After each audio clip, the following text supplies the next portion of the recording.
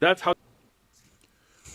TikTok time to rock. Good evening, good morning, good afternoon to everyone who's watching from all over the world. And yes, Malice the Gray has pointed out one word, shawarma. Shawarma is the word of the day based on things I've heard. So, yeah, guys, we're going to be covering the latest Sheikh Uthman scandal. He can't go more than a few months without some significant scandal involving deception or stealing one of his friends' wives or faking a hate crime against himself or something like that. Can't go very long. Can't go very long. Or yeah. Anyway, weird, creepy stuff.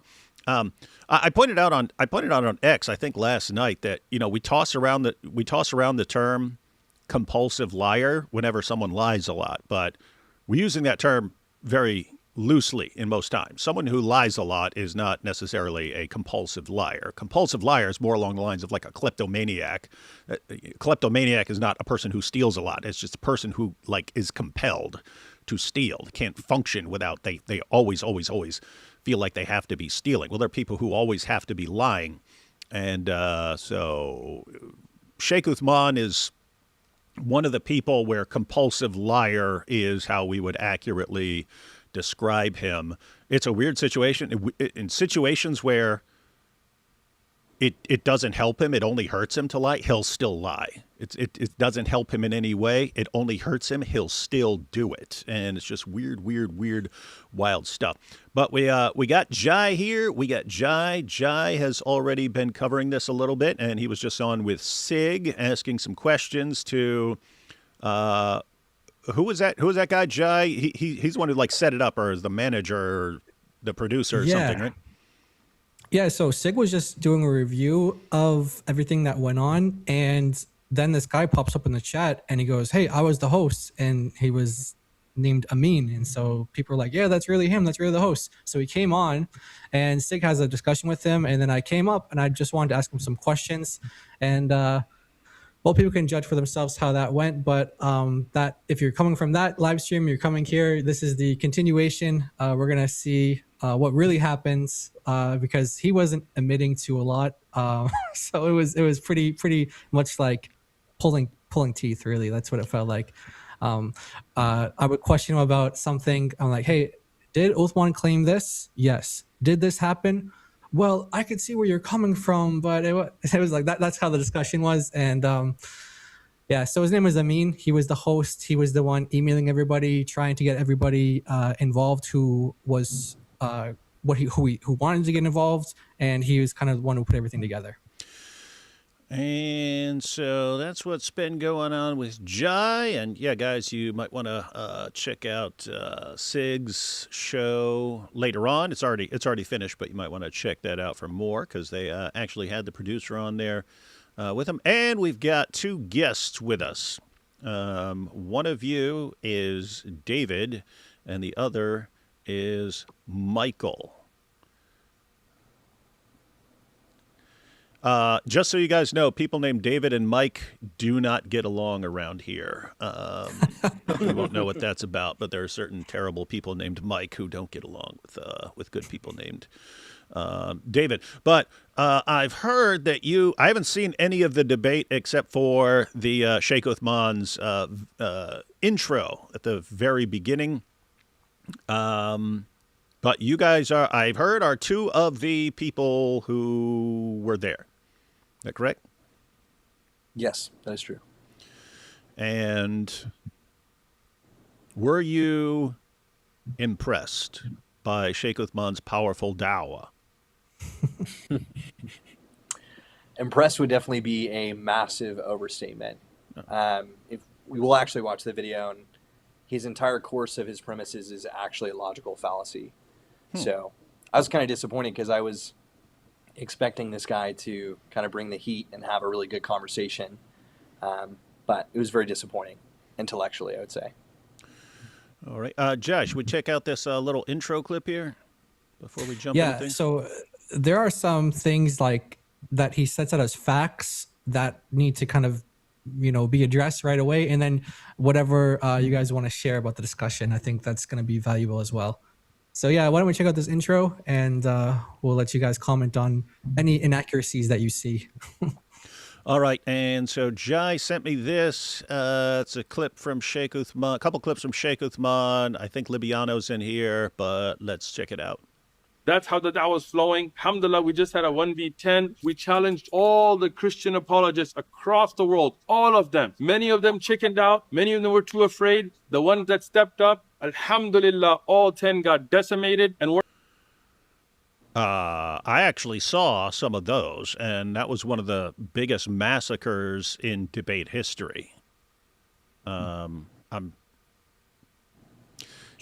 know if you guys saw that, but he had a 1v10 with God Logic, Elijah Johnson, Vocab Malone, Sig, and total massacre. He was massively exposed. He didn't know basic information about the Bible or basic information about the Quran. He's the one who showed up to defend Muhammad in the Bible. He didn't even know the Quran verse that says Muhammad is mentioned in the Bible. He didn't even know that. He didn't know that in the Old Testament, Lord, when it's in all capitals, actually refers to, it's because it's the name Yahweh. He's like, well, they didn't have capital letters back then. I don't think they had capital letters back then. So he really didn't understand even the basics of the basics. But in standard Sheikh Uthman fashion, after he gets completely destroyed, he describes that as he completely destroyed them. And that's for the sake of people who haven't watched it or who wouldn't understand the arguments, even if they do watch it. And as long as you thump your chest afterwards, people will think you won. Pretty interesting. But here we go. We're too afraid. The ones that stepped up, alhamdulillah, all 10 got decimated, and we're not done. Now we have an amazing new 1 versus 20 at the biggest Bible college in America, the Southern Baptist Theological Bible Seminary in Louisville, Kentucky. We challenged their professors, their deans, their PhDs, their priests. 20 of them stepped up, some of them professors, some of them students at that Bible university, and you're going to see them get decimated. You're even going to see one of them that at the debate will accept Islam. Videos posting soon. Turn on your notifications. Sheikh Uthman recently did a 20 versus 1 and it has gone absolutely viral. And I thought, what else to do other than react to this raw reaction? Obviously, I'm not going to react to the whole thing because it's an hour and 40 minutes or so, but I'm going to react to the viral moments, the best moments, and see how it goes. We're going to see what kind of arguments were brought up, what kind of responses were given. And apparently these guys were seminary students. This took place at a biblical seminary. There was professors, there were students of theological and biblical background. So we're getting the best of the best. This is no joke. Let's jump right into it. Assalamu alaikum wa rahmatullah. Your brother Uthman ibn Farouk here in Louisville, Kentucky, in the South Bible Belt. And we are at the Southern Baptist Theological Seminary, the biggest Baptist Bible university in America.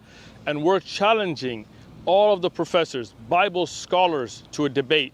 20 of them have accepted. These are all students and professors from this Bible university. We're going to go debate them at their campus. Let's go do this. 20 versus 1. Bismillah. Okay, so 20, he says Bible scholars, but he includes students, all from this school. Debate is happening at the school.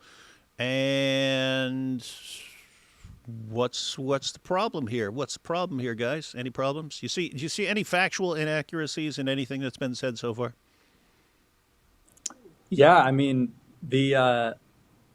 first of all, I mean, I wasn't invited to this necessarily like in advance. This was actually held at the U of L campus. So me and Michael were just studying on U of L's campus because all of the other seminary and like a lot of the libraries were closed. What's U of L? University of Louisville? Yeah, sorry, Okay. University of Louisville. That's the nickname. That's the local nickname. Okay. Yeah. All right. Just want to Yeah. clarify that. All right, go ahead. Yeah, so we were studying there, and just kind of in the library. It's kind of dark. There's not a lot of people there, and is his name Amin? The guy who hosted the debate, who I think you actually talked to, we were sitting in the library, and I was just reading one of my books for class, and he approaches us, and he sees my cross necklace, and he goes, you guys are Christians. And I was like, yeah, I am a Christian. And he went, hey, well, there's going to be free shawarma in about an hour and a half. And there's going to be this guy named Uthman. Have you heard of him? And I was like, I have no clue who that is. And he goes, no. Uthman is awesome. And he like pulled it up on Wikipedia. I was like, whatever. And so me and David prayed about it and thought, you know, it would maybe be a good conversation. We had no understanding of what would happen. And this was totally random. So we go to the U of L main campus. It was like in the bottom floor of their cafeteria, actually, in a multi-purpose room. And it was not even 20 people, which is actually funny. Legitimately not even 20 people. And yeah, it was just a random group of people. Yeah. And So just to be clear, he didn't like confirm with you guys if you guys were students or professors at Southern, because that's the whole premise of this video, that he's like debating professors and students at Southern. So did he confirm any of that with you guys? No. He just said that it was going to be, you know, Christians. I even think he said atheists, like just people from on campus wanted to just talk, do a Jubilee style video. And so we were like, okay, yeah, we've seen Jubilee style videos before. Like we kind of know what we're getting into with the table in the center. But that was kind of all he gave us. Well, he didn't even actually tell us that until we got there. Like we got there and then it was clear. And we're like, this is clearly not a conversation. And then they're like, oh yeah, this is Jubilee. So the entire premise of it was very deceptive. So just to be clear, this was not, hey, do you guys agree a month in advance to have a debate with Sheikh Uthman? Here are the topics so you guys can be thoroughly prepared for the best interaction. Was none of that. It was you guys minding your business in a library at a different school reading. Someone comes up to you and says, hey, you guys Christians, if you want some shawarma, you can come over and we'll have a friendly discussion, something along those lines. It's exactly what happened. Yeah. And it was decent shawarma, to be fair. Yeah, it was. To be fair, I don't think I've ever had bad shawarma. To be it's fair, good stuff, right? it's just generally pretty awesome, delicious stuff. So yep, they know how to draw people in. They know how to draw people in. All right, so one thing that is apparent from the thumbnail and basically what I've heard, because I was tuning in for a little bit of Jai when he was over with Sig. Actually, I was watching Sig a little bit earlier, and then I saw Jai pop in there. But one, it wasn't even. I've heard it wasn't even 20. It was like 13 or something like that. Two, not Bible scholars, even though they said scholars. And three, almost very, very few had anything to do with Southern Seminary. So out of the, first of all, is that correct? There was 13 people there, not 20? I'm not exactly for sure, but I know it was probably less than 15 for sure. Mm-hmm. And I think Jai and Sig said that the people who actually appear or say anything was something like 9. It was like 9 people who actually took part in the discussion. How many professors from Southern were there? Zero. Not a single one. Not a single one. And like, oh, go ahead. Yeah, it's kind of odd that he would call us scholars or like Bible, like preachers, pastors. Nobody there, but well, there was one guy who was a pastor, but he's a Unitarian pastor. So, you know, are there many Unitarian pastors at Southern Seminary? Zero. Yeah, you'll see people throughout the video identify themselves as, you know, I'm this tradition. Like, there's a guy who says, like, yeah, I'm an Episcopalian. There's another guy who says, you know, I'm a Unitarian. And a lot of people who are just kind of like, you know, generic Christian. And it's like, you got to know what you are if you're going to teach at the Southern Baptist Theological Seminary. Like, they hold you to a really strict confession of faith, and you're interviewed by Dr. Moeller and you know your stuff. So, yeah, I mean, it's not easy to become an SBTS professor. And to say that like we represent like PhD level scholarship and like people who are the caliber to get a position at a professorship at Southern is pretty disingenuous. Yeah, I think even watching the video, you could just tell. Yeah. Okay, so no, even though he says he was there to debate professors at Southern, there were no professors from Southern there. It wasn't held at Southern as he claims. But so he's just they're getting people from elsewhere to take part in this. How many people who were there of the 13 to 15 or whatever, how many people who were there would you guys consider Bible scholars? None. I mean, you could maybe count the Unitarian guy because he says that he like debates Trinitarian apologists and stuff like that. I don't know much about his background, but he at least like will do debates. I don't know if that's considered scholarship. I don't know if he's published anything, but yeah, basically no one except for maybe that guy. Let's go back and watch this video one more time now that we've got a little bit more info. So guys, this doesn't take place at Southern Seminary. There are no professors from Southern there. There are no Bible scholars there except for possibly the Unitarian, who definitely would not be affiliated in any way with Southern. And yeah, I wouldn't consider debating to mean you're a scholar. So I'd have to see some credentials to consider him a scholar. But let's see how Sheikh Uthman represents this whole thing once again. That's how the da'wah was flowing. Alhamdulillah, we just had a 1v10. We challenged all the Christian apologists across the world, all of them. Many of them chickened out. Many of them were too afraid. The ones that stepped up, alhamdulillah, all 10 got decimated, and we're not done. Now we have an amazing new 1 versus 20 at the biggest Bible college in America, the Southern Baptist Theological Bible Seminary in Louisville, Kentucky. We challenged their professors, their deans, their PhDs, their priests. 20 of them stepped up, some of them professors, some of them students at that Bible university, and you're going to see them get decimated. You're even going to see one of them that at the debate will accept Islam. Videos posting soon. Turn on your notifications. Sheikh Uthman recently did a 20. By the way, who was at the debate who converted to Islam? There was no one there. Well, one funny note is there's no such thing as a Southern Baptist priest. I just think that's really funny. Yeah, No, that's extremely hilarious, and that's like that's along the lines of him not knowing what Lord in all caps in the Old Testament means or something like that. But doesn't know basic information. He's there to debate the Southern Baptist priests.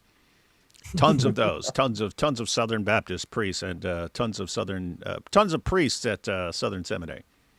Mm-hmm. What I saw at the very end of the conversation, there's an exceptionally young person. I would, maybe they're even in high school in the video, maybe they're like freshmen in college, but he was talking to Uthman after the debate because he was very young and really didn't know anything. So Uthman kind of like, I would say in that context, he really was unfair to this kid in the conversation, just brought up a lot of things the kid I know information about. So maybe he's that kid, but there was nothing in the video there where someone accepted Islam. Jai, what did I misunderstand that? It sounded like he said you're going to see this in the video or something like that. Yeah, I didn't see it anywhere in the video. I didn't see anyone accepting Islam. The closest person to Islam was probably the Unitarian. He was basically saying, yeah, we pretty much agree on everything. We might have some minor disagreements. And I thought that was his angle. Like, oh, this guy agrees with Islam. Maybe I was thinking, because that's the only thing that I could think of, because I didn't see anyone like say like the testimony of faith or the Shahada and say, hey, I'm now a Muslim or I'm going to become a Muslim. I thought it was more like this guy agrees with Islam, but I didn't see anyone in the video actually become a Muslim. Just wanted to draw attention to the thumbnails real quick. Got to bring these up. Where's this stuff? Yeah. So as you do that, so yeah, as you guys mentioned, there was like this Unitarian who is not a Christian. There was someone who were saying that they were Catholic. There was someone who was saying that they were Episcopalian. So these are people that, and I think you yourself, Michael, you are Presbyterian, right? That's true. Yeah. Okay, so you guys are not you, even though maybe closer to Baptist, but you're not representing Southern at this debate, right? No one there, like any of those people. And there were also people who were saying like, yeah, we don't actually have a problem with like the idea that the Bible contradicts itself. There was a couple people who said that, 2 people, I believe. And this is not something that would be acceptable at Southern, right? Right. Right. Yeah. So no one there was representing the seminary. The idea that he's trying to portray is that this is the biggest Bible seminary in America. They got the best scholars, the best professors, and here we're going to go debate them. And none of this happened. This didn't happen, right? None of this happened. No one there was representing the seminary. Nope. Yeah, nobody knew anything about it. Or I know that there were some people that had like heard about it beforehand. The guy that I was sitting next to said that he had heard about it a couple days beforehand. And so, but yeah, nobody there is representing Southern. I think we maybe told him afterwards that like, yeah, we go to school there, but that, you know, we weren't there on the school's behalf at all. But they didn't know that though, right? Prior, they didn't know that prior that you guys were okay. That's important. They just lucked out for a the video framing idea. the framing is everything with this guy. Like he tries to always frame things in, like I just debated the Pope, basically. Like that's how he tries to angle things, and he's like really debating like some like, a random Catholic, Yeah. and he's saying, "I debated the Pope." Yeah. And that's what's kind of odd about this. Like, there's no important reason to lie about this. He could have called the video, Sheikh Uthman versus 13 Christians, and not even pointed out that at least one would be considered heretical or something like that. Could have called it Sheikh Uthman debates 13 Christians. But they just can't do it. They just can't do it. They have to exaggerate and change everything. They have to call it 20 Christians. And they can't just say 20 Christians. They have to call it 20 scholars. And they have to say that it's, professors and so on from this Christian school. And, just massively, massively deceptive. And what's crazy is, you'd think that this would bother the fans. When this gets pointed out, wait a minute, he's going around here thumping his chest. I just debated 20 Bible scholars from this seminary, and you didn't debate any Bible scholars, and you didn't debate any professors from that seminary, and it wasn't at the seminary, like you said, and almost everything you're saying is a lie. It doesn't bother their fans.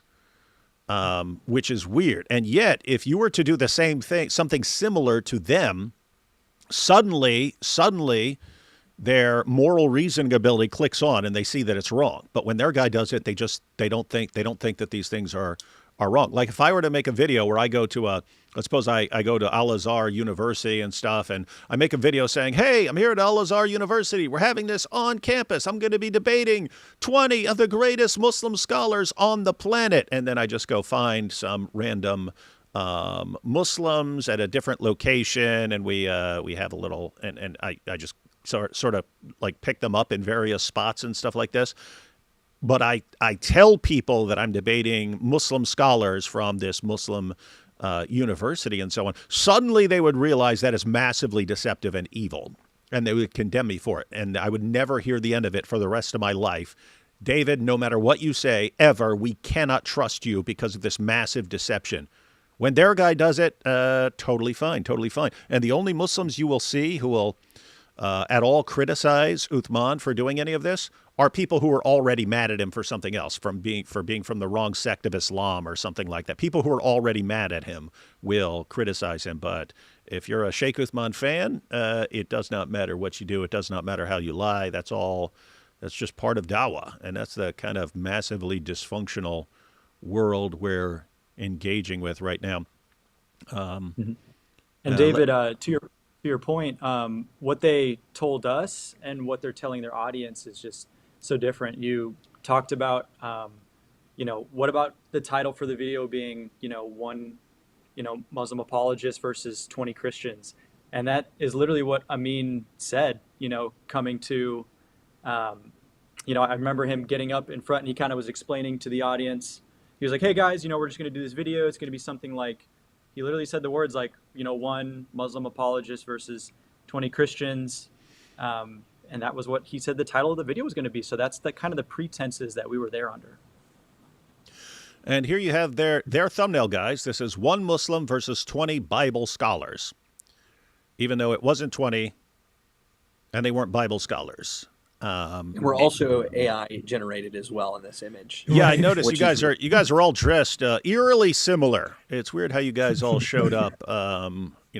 Sort of different colors and stuff like that, but basically like you showed up to a banking convention or something like that. Hey, I did want to point out real quick. 1 second, let me pull this up. I thought this was funny. So there was a popular debate on the Dr. Daff show earlier this year, but check out the similarity here. Notice the similarity? So one Muslim versus 20 Christians. One Muslim versus 20 Christians. So check it out. One Muslim versus 20 Bible scholars. One Muslim versus 20 Christians. I think for Korah they actually did have 20 Christians though, unlike the Sheikh Uthman thing, or close to it. But yeah, I think Sheikh Uthman's team was like, hey, this worked well for the ladies earlier this year on the Dr. Daff channel, so let's just copy it as much as we can. So look, I mean, just everything. One Muslim versus 20 Christian. They even did the same like color scheme. Look, one Muslim versus, and they put the one Muslim in white and then the verses in red and stuff like that. And then they do the same thing here. Anyway, definitely some copying going on as far as what things have taken off this year. Let's try to do the same. All right, so quite a bit of copying going on. But anyway, let's check out the rest of this little intro once again. Now that I just want to say the reason why I included. So if you guys don't know, the next speaker, the guy in the middle between him, is called the Orthodox Muslim. Hang on. You haven't said why you included that, but But okay, let me see if I can say why you did it, or if this could be one of the reasons. Yeah. But the point is, any Muslim who's looking at that title, looking at that thumbnail, is and watches Sheikh Uthman's little intro, is going to conclude that Sheikh Uthman went to Southern Seminary, debated 20 Bible scholars, because that's what everything says. That's the impression you'd get. And then I was guessing you included that so that you could say, this is how any person would interpret his words. And the point is that you would be massively misled and deceived by that. Is that correct? Exactly. So it's not just like us Christians coming out and we're like being uncharitable and saying, oh, there might be multiple ways to interpret this. No, here you have Muslim apologists not knowing the situation at all, just seeing the video, and they're concluding the same things. Because that's literally how he presents it, how he frames it, how he titles the video, and how he structures his trailer and the intro as well. So this is not like just something that we're coming up with to try to like attack him with or something. This is pretty clear way to interpret exactly what's going on. And the serious ongoing problem here, and this is why they'll do it. Years ago, I named this Islam's 99-1 rule, which is that was in response to arguments they use where they're just being massively deceptive. Like you could offer arguments for Islam where I would disagree with you, but it's not like you're just making things up. But there are arguments they use where they're just absolutely making things up. It's just nothing but lies, like the miraculous, perfect, dot for dot, letter for letter preservation of the Quran from the time of Muhammad. It's complete nonsense. It's absolute, hands down, made up nonsense. It would take you 2 minutes of searching to find out how stupid that is.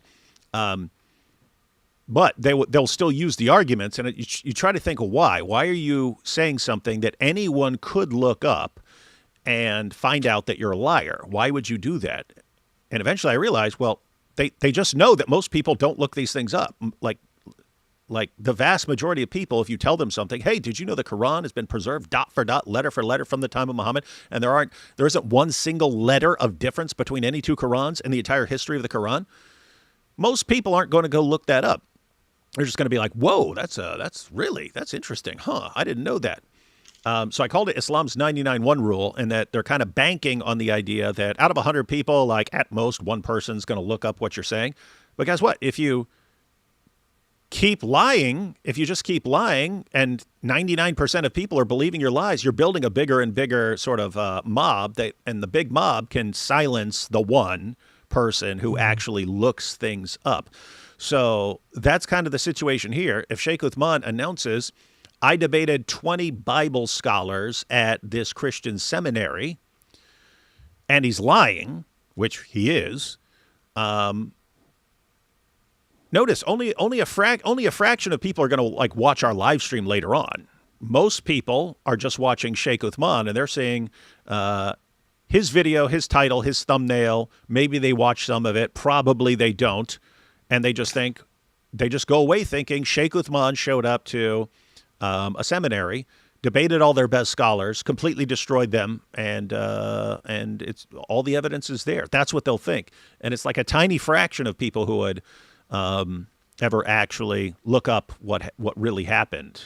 And even those who did still wouldn't be bothered by it, because they've accepted that deception is a perfectly good way of doing things. Not sure how much you guys know, but a lot of them reason along the lines of, if I have to lie to you about the evidence to get you to convert, well, you're going to spend eternity in paradise. So have I harmed you by lying to you? No, I've helped you. I've done something helpful to you by lying to you. And so anyway, very, very creepy views. But let's check the rest of this intro out. Sheikh Uthman recently did a 20 versus 1, and it has gone absolutely viral. And I thought, what else to do other than react to this raw reaction? Obviously, I'm not going to react to the whole thing because it's an hour and 40 minutes or so, but I'm going to react to the viral moments, the best moments, and see how it goes. We're going to see what kind of arguments were brought up, what kind of responses were given. And apparently these guys were seminary students. This took place at a biblical seminary. There was professors, there were students of theological and biblical background. So we're getting the best of the best. This is no joke. Let's jump right into it. Best of the best, professors and students. Where did Libiano get those completely false ideas there? Oh, from Sheikh Uthman. Let's see. Your brother Uthman ibn Farouk here in Louisville, Kentucky, in the South Bible Belt. And we are at the Southern Baptist Theological Seminary, the biggest Baptist Bible university in America. And we're challenging all of the professors, Bible scholars, to a debate. 20 of them have accepted. These are all students and professors from this Bible university. He just said these are all. Did he just say that? Yep. These are all. Yep. So one, it's 20, and these are all students and professors from this school. Guys, remind me again, how many of the participants were students or professors at that school? It's just us. Yeah. Okay, so two. He said all. 2 students, right? And once again, how many of you are professors there? Zero. They're completely by accident. Zero professors, and they only found these guys by accident because they were sitting in a library. Yeah. And at a different school. Them, hey, are you guys students at Southern Seminary? Are you guys students there? They just, hey, you guys are Christians. Let's have a discussion. Let's do a discussion together. I mean, it's like the way that he's like, introducing this debate and how he went about even bringing you guys on is extremely deceptive, because although you are students, you're the only people who have any association with the seminary. He didn't even know that when he brought you guys in. So yeah, it's just incredibly deceptive. It's pretty bad. Let's see what he said. Scholars to a debate. 20 of them have accepted. These are all students. 20 of them have accepted. These are all students and professors. Listen. Accepted. These are all students and professors from this Bible university. We're going to go debate them at their campus. Let's go do this. 20 versus 1. Bismillah. 20 have accepted. They're all students and professors at Southern, and the debate is being held at Southern. Once again, I can't help but point it out over and he doesn't need to lie about this. You don't need to say, and we had it here. You don't need to do that. You don't have to. But he does it anyway. It's weird. That's what I mean by like compulsive liar. He can't. It's weird. He can't help but. And you could give him something to where all he has to do is tell the truth about it, and it would help him somehow. He would have to somehow add a lie to it. Yeah, guys, you're kind of you may be totally new here with this stuff, but I'm talking about with Sheikh Uthman here, but he. Among his many other nicknames, so he's got Sheikh Ibn Fibbin, Sheikh Ibn Footnote, because every time he's quoting a footnote, he completely misrepresents what it says and frequently says that it says the opposite of what he's claiming. But anyway, people call him Sheikh Ibn Fibbin, Sheikh Ibn Footnote, Sheikh Ibn Zina. That refers to certain sins that he commits in Islam.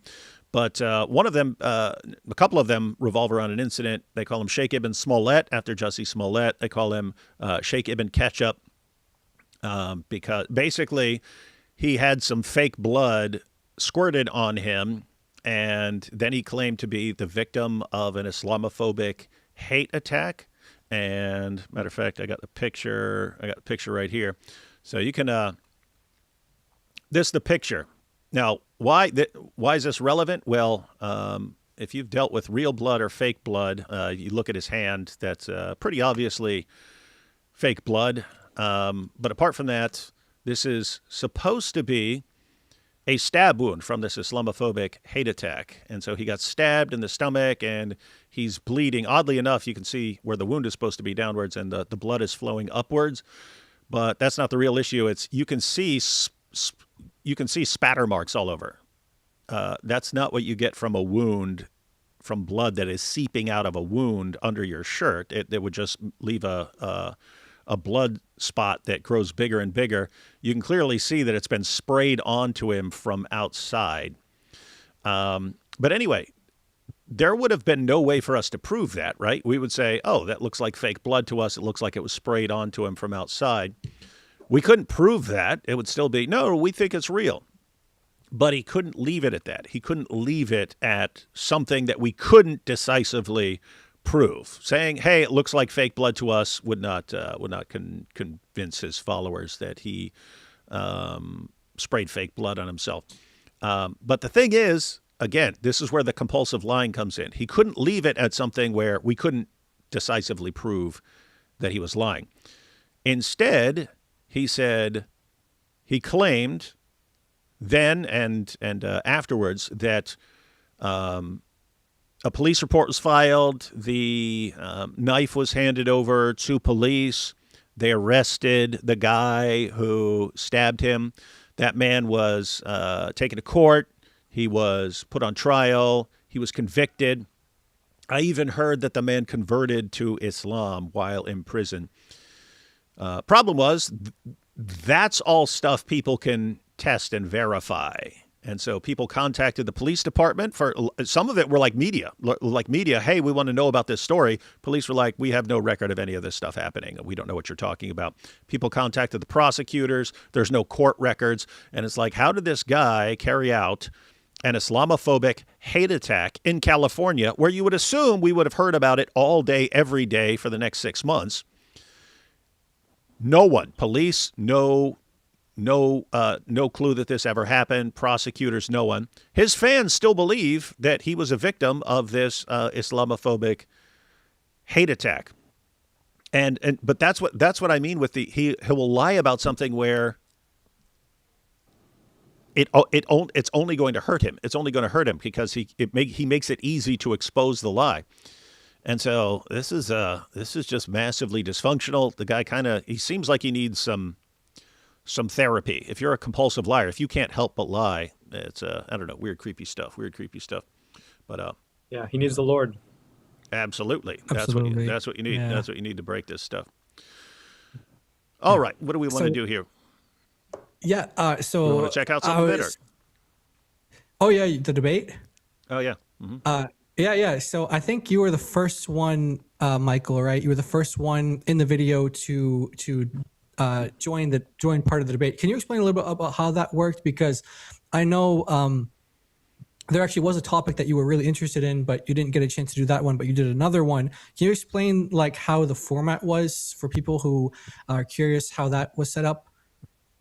Yeah. So basically, it was set up in this Jubilee style, which I didn't watch Jubilee before this event, so I actually didn't know what it was like. But we got these little white flags, and basically, Uthman would say a prompt of something he was just proposing is true, and then whoever raised up the flag first would go up and debate him. And so, my area of not really of expertise, but at Southern, I've taken over 12 credit hours in Greek exegesis, with a lot of time spent in doing New Testament textual criticism. So that's kind of my area where I would be actually qualified to say at least something about that field, especially when he made claims about the Bible isn't reliable. I would have actually been able to have a conversation. But his first prompt was Muhammad is in the Bible, which was honestly laughable. Like I didn't even I was shocked that this was his first prompt. And so then it was like, all right, everybody go up. And no one raised their flag for like 35 seconds. It was like really awkward. And so I raised my flag. I was like, okay, I guess I'll go up there. So then I sit down and he literally monologues for 8 minutes. One of the weirdest arguments I've ever heard. He like went to an obscure verse. You'll see it in the debate, but it was odd. So you wanted to get him on like the topic of like Bible preservation and textual variants and things like that. But it ended up being the case that you went on this particular one because no one else basically stepped up. So you wanted to like, interact with them. So before this, one second though. So just to be clear, you did not know the topics ahead of time. You found them out right there. Right. I had zero preparation. Okay. All right. Thank you. And so before this interaction, how much time would you guys say that you've spent interacting with Islam, studying Islam, evangelized to Muslims or anything like that? Or did you just kind of see this as like an opportunity of like, well, I don't know much about these guys, but I can witness to them? Or what's your kind of backgrounds with like Islam? For me personally, I don't have hardly any experience with Islam. I don't know very much about it. And so I was actually a little hesitant to go on. But, as we said before, me and Michael prayed about it, and we're like, we'll just, kind of see if the Lord uses it. We'll do our best and just kind of try to rely on whatever, classes we've had at Southern to, we assumed he was probably going to talk about the Trinity and about the incarnation and kind of how it's just totally incomprehensible and stuff like that. But we didn't prepare at all for anything specifically before this. Hey, everyone! Okay. Everyone catching that? Important, yeah. Everyone catching that? They're looking for people who aren't prepared, don't know the prompts, and hopefully don't know much about Islam. That's who Sheikh Uthman is looking for his debates now. Interesting. Yeah, because you guys have an Islamic center, right, at Southern. So there's like a specific center that deals with apologetics to Islam geared towards Muslims. And so there would be like specialists, people who would be, more, let's say like even if they didn't know the topics offhand, they would have been maybe familiar with like, oh, okay, I've studied this before, heard this before. That's not your guys' department though, right? No. And there's people who know fluent Arabic at Southern and who would have been able to have great conversations. And I think it's important to note too that when we were approached by Amin, we were approached about having a good faith dialogue about two different religions. So I was under the assumption that one, I was going to get free delicious shawarma, which they didn't lie about that, thank goodness. Okay, that's one thing they didn't lie about. That's one thing they didn't know. That is true. But also that it would be a genuine conversation. And so me and David prayed, and it was very clear, like, how often do you get approached by someone random asking to hear about Christianity? So it seemed, that it'd be a good opportunity to talk about the gospel. That was the only reason we went. And so we heard David's answer, but what's your answer, Michael, on like your background with dealing with Islam or Muslims? Like, have you spent much time studying? Like, I know, especially in America, where study like atheism, like secularism, how do we reach atheists and things like that. Maybe Mormonism or Jehovah's Witnesses, but Islam is not super popular for a lot of Christians. Like, they wouldn't really know how to deal with specific debate points or whatever. But how about yourself? Have you ever, studied it or looked into it in terms of apologetics? I've only read about half a book about Muslim apologetics. Half a book, okay. Yeah. Do you remember the book? How to reach your Muslim neighbor with the gospel. Mm-hmm. Yeah. Nice. And it was a great book, honestly, what I read. Great. Yeah. So there was I guess we could probably like show some of it, but like they mentioned that like the first 8 minutes or so, I think it might even be even longer. It's just Uthman kind of laying out a case for, Song of Solomon 5:16. Song of Solomon, that's what he went with? Yeah. Yeah. And then he went a little bit of Isaiah 42, and those were his two kind of things that he kind of, and so Muslims made a big clip about this. They made a big kind of a clip, and they were talking about how Michael's interaction there, because he was just hearing this for the first time, right? This is your first time ever hearing this, right? Yes. So your first time hearing it, you weren't agreeing with him. You were just like taking in what he was saying. Muslims were thinking like, oh, this is a Christian admitting Muhammad is in the Bible and all of this stuff. And they're kind of like blowing up these clips saying that kind of stuff. And so but that's not what I specifically said, that like the word Muhammad might be phonetically, I said linguistically in debate, it might be linguistically or phonetically in the Bible. But then I even say in the debate, even if what he is saying is true, it is actually meaningless. So that's what I say in it. And then he kept trying to get me to say yes to what he was saying, which he actually clipped out of context in the very beginning of the video of me agreeing with him, which is actually false. So even that is a lie, which is funny because in the full context clip is right after the lie, where you can verify I never agreed with him. And interesting historical note, the first argument I was ever given for Islam in brief form was Song of Solomon 5:16. Muslims gave me a tract back in the 1990s. So they gave me the tract on this, and guess what? I had no clue what they were talking about, no clue how to respond. Fortunately, I was able to just I had a Strong's Concordance, so I went to the Strong's Concordance and I looked up the word, and then I looked up all the other places where the word is used, and I was like, "There's no way this is the name Muhammad." But that's what these arguments are designed for. They're designed to catch people who've never heard this before, and to kind of catch you when you don't know how to respond because you're like, what is this? But you haven't looked into it and so on. And then the second argument I was given that was fully fleshed out was the argument from Scientific Miracles. But yeah, it was Song of, I'm sure I have that tract somewhere. I've still got that somewhere, that tract. That would be funny to go back, find that tract from that I was given in the 1990s and respond to it.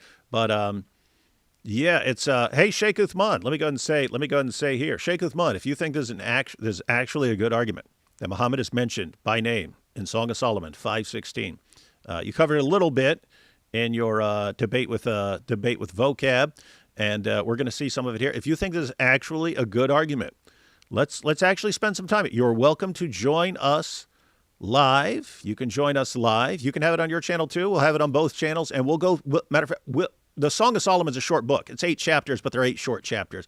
We'll go through the entire book, and you tell us what's about Muhammad and what's not about Muhammad in there, and how this is a clear prophecy about a coming prophet, because not a word about anyone being a prophet there. Anyway, so open invitation, Sheikh Uthman. All right, so we're going to check out some of that. Let's check out these super chats real quick first, and then we will jump into that video. Guys, no Zoot jokes today. We don't want to corrupt the minds of innocent Baptist seminary students like I used to be. Don't worry, we warned them beforehand. We warned them beforehand that that there might be some jokes going around that they're not familiar with. Let's see. He debated them, but sadly the scholars would not let him speak and shouted, "This is Oh, this is Jussie Smollett joke here. He debated them, but sadly the scholars would not let him speak and shouted, "This is Jesus' country," as they attacked him. I was the ketchup bottle. You see that Antifa showed up armed at Dearborn. Oh, no, I didn't see that. That's interesting. Wow. Gotta check that out. Yeah. Sheikh Uthman would rather eat Libby's belly spaghetti. See, that's what I mean. No, these guys aren't going to understand the belly spaghetti. We're just going through some videos by one Dawa guy who said that rather than talking to this woman he was talking with, he would rather eat spaghetti off another Dawa guy's belly. And it's just like, why would you say that? Anyway, then why would that be the first thing that comes to your mind? Yeah. Like, it was like the first thing that came to his mind was like, I'd rather do, and it was like the most crazy thing. Like, pretty creepy. That's the background for that. So Sheikh Uthman would rather eat Libby's belly spaghetti than to debate actual scholars. Anyway, I got my belly pizza. That's good. And we've got, if Uthman converts you, even Allah laughs at you. And we've got a huge anti-Islamic protest is happening in Dearborn right now. Just thought you should know. God bless you guys. Oh, hi, David. Yeah, I think that's connected. So I guess people showed up and then Antifa showed up as well. How much wood can Mo Zoot? Uthman would pay atheists to claim to be Christian so he could beat his chest and claim victory, and his mindless minions would applaud him. Sadly, that is correct. High school Uthman cooking 14-year-old scholars. Guys, no Zoot joke. Oh, that's the one I already read. Let's see. One Muslim versus 20. Where are the other 10 people? Yeah, you got to have 30. This can actually be suable malicious libel. I mean, that's interesting. Not sure about that. I think the seminary would have to look into that, but there is something about trademark and using their name and their image. But I think someone who's trained in law would have to evaluate that. Yeah, but that is an interesting. Yeah, I mean, I've heard people say that though. They said they should look into that. If they can do something like that, I mean, you just kind of want an apology and want him to correct it, like post it on his channel saying, okay, I lied about all this stuff, or I misrepresented all this stuff. But another way would be, for Southern Seminary to post a video saying, hey, Uthman said he showed up and debated a bunch of scholars and stuff like this. That's total nonsense. But Sheikh Uthman, if you actually want to come out, go ahead and assemble a team, and we'll assemble a team of actual debaters, and then you guys can come out, and we'll have a team of debaters, and we'll all have some nice debates on some really important issues, like was Muhammad a true prophet, and is the Quran the word of God, and things like that. I think that would go well, but I think 0% chance that Sheikh Uthman would ever do that. Bend the fabric of reality and it will snap back. That's the idea. Like the stream and get your hikmah levels over 9,000. Hikmah, there was a lot of like Islamic terms or Arabic terms. Hikmah just means like wisdom. So if you guys, don't know.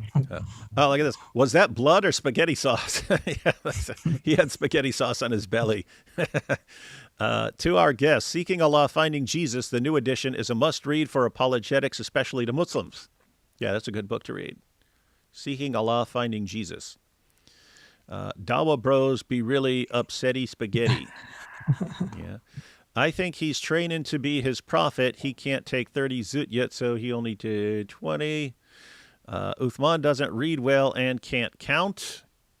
Oh, that's actually an important thing to note, because even in this discussion when he was reading, I think he had the Orthodox Study Bible, he had the New Oxford, and the some kind of like notations Bible. I don't know the exact name of it, but there was a couple of books that he referenced and he actually had and he read.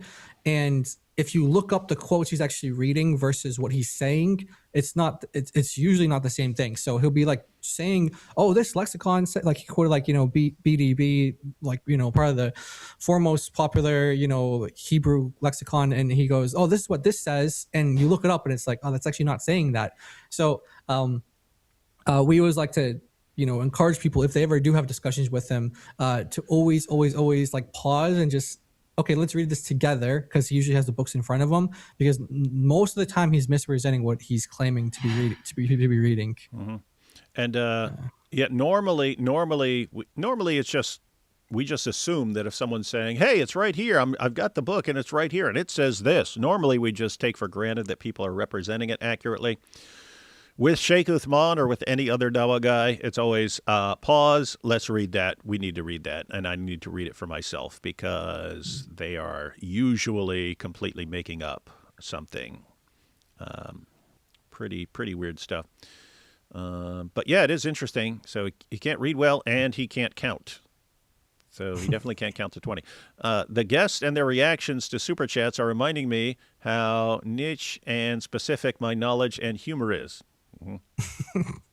We did give him a warning before the stream started, though. So then reminds me of the scene from Islamicize Me where DW character had to lick the hands of Vocab's character, something about not letting the jinn get blessings. Yeah, that's in the Muslim sources, that you either have to lick your own, after eating, you have to lick your own fingers clean, or if you don't want to lick your fingers clean, you have to have someone else lick your fingers clean for you, because Allah, in any batch of food, in any meal, Allah inserts a blessing into some particular particle, and you don't know where it is. So it might be on your fingers or something like that, and then you won't get the blessing. And so if you wipe your hands on a napkin, then a jinn will eat it, and a jinn will steal your blessing. So you either, if you want to keep it from the jinns, those spirit which beings, are like demons. Yeah. Those like demons. Yeah, if you want to keep them from getting your blessing, you either have to lick your fingers or have someone else lick them. So anyway, you're getting this. You're getting the hikmah now. You're getting the hikmah.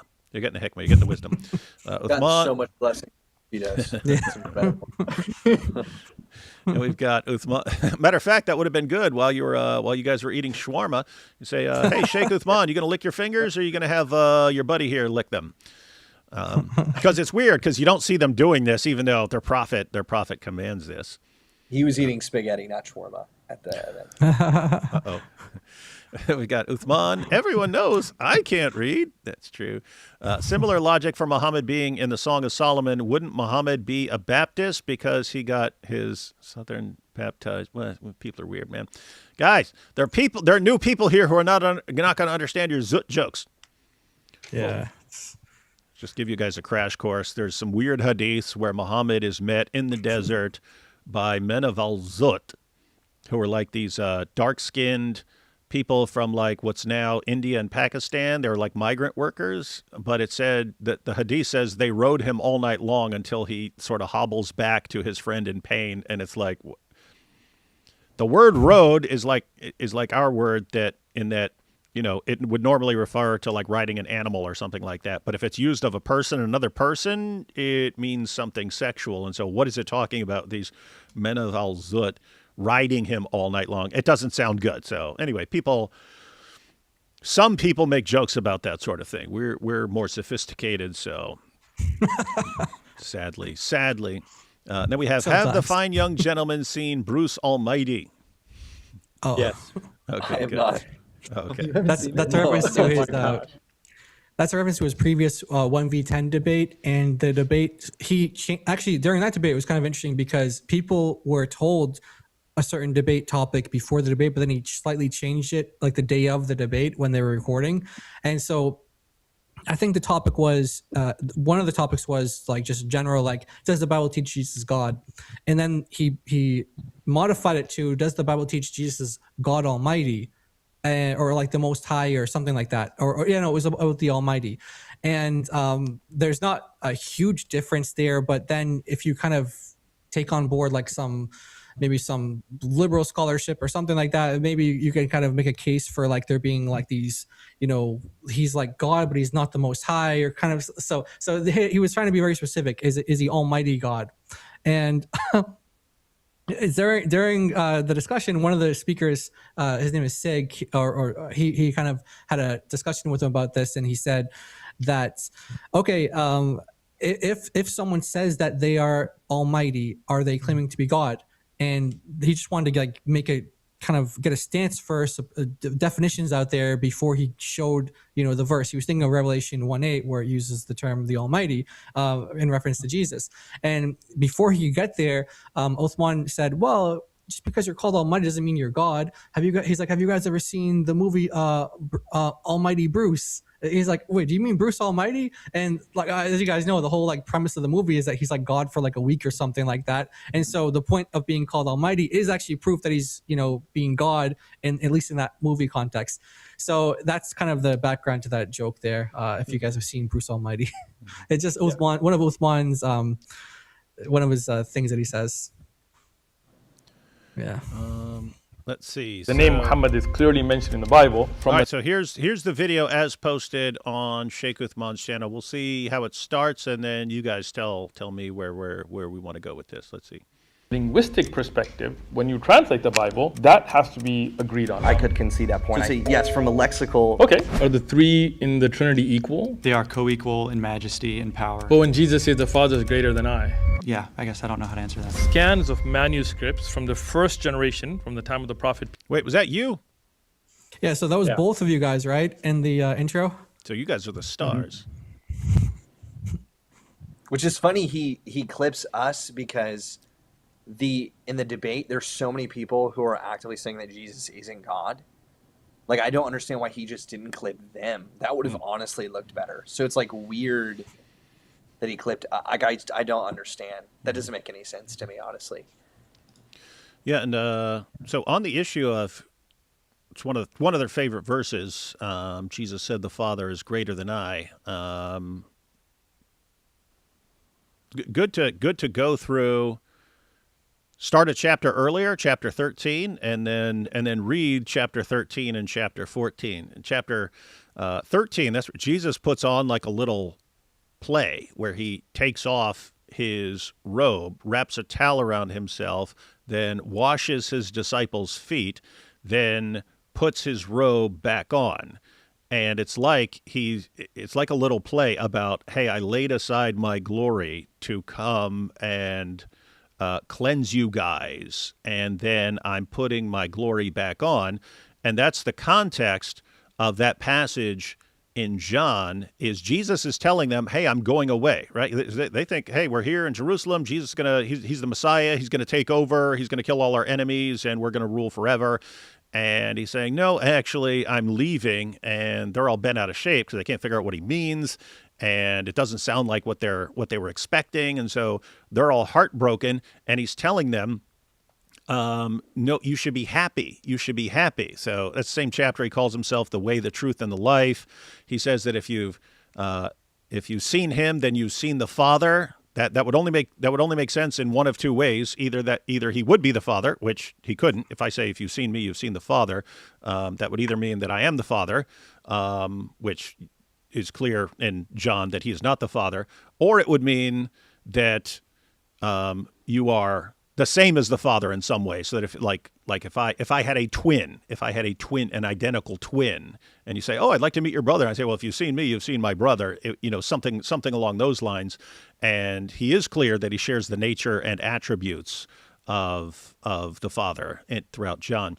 And then so that verse about Jesus saying the Father is greater than I, that's, hey, if you really love me, like you guys say, you should be happy that I'm going back to the glory that I had before I became incarnate. You should be happy. I'm going back to the Father. The Father is greater than I. I've lowered myself now, and I'm going back to where I am. You should be happy. It even says things like, once he goes back, he's going to send the Holy Spirit. Once he returns to his glory, he can answer their prayers. Whatever we ask in his name, he'll do it. He says he answers prayers and so on. So,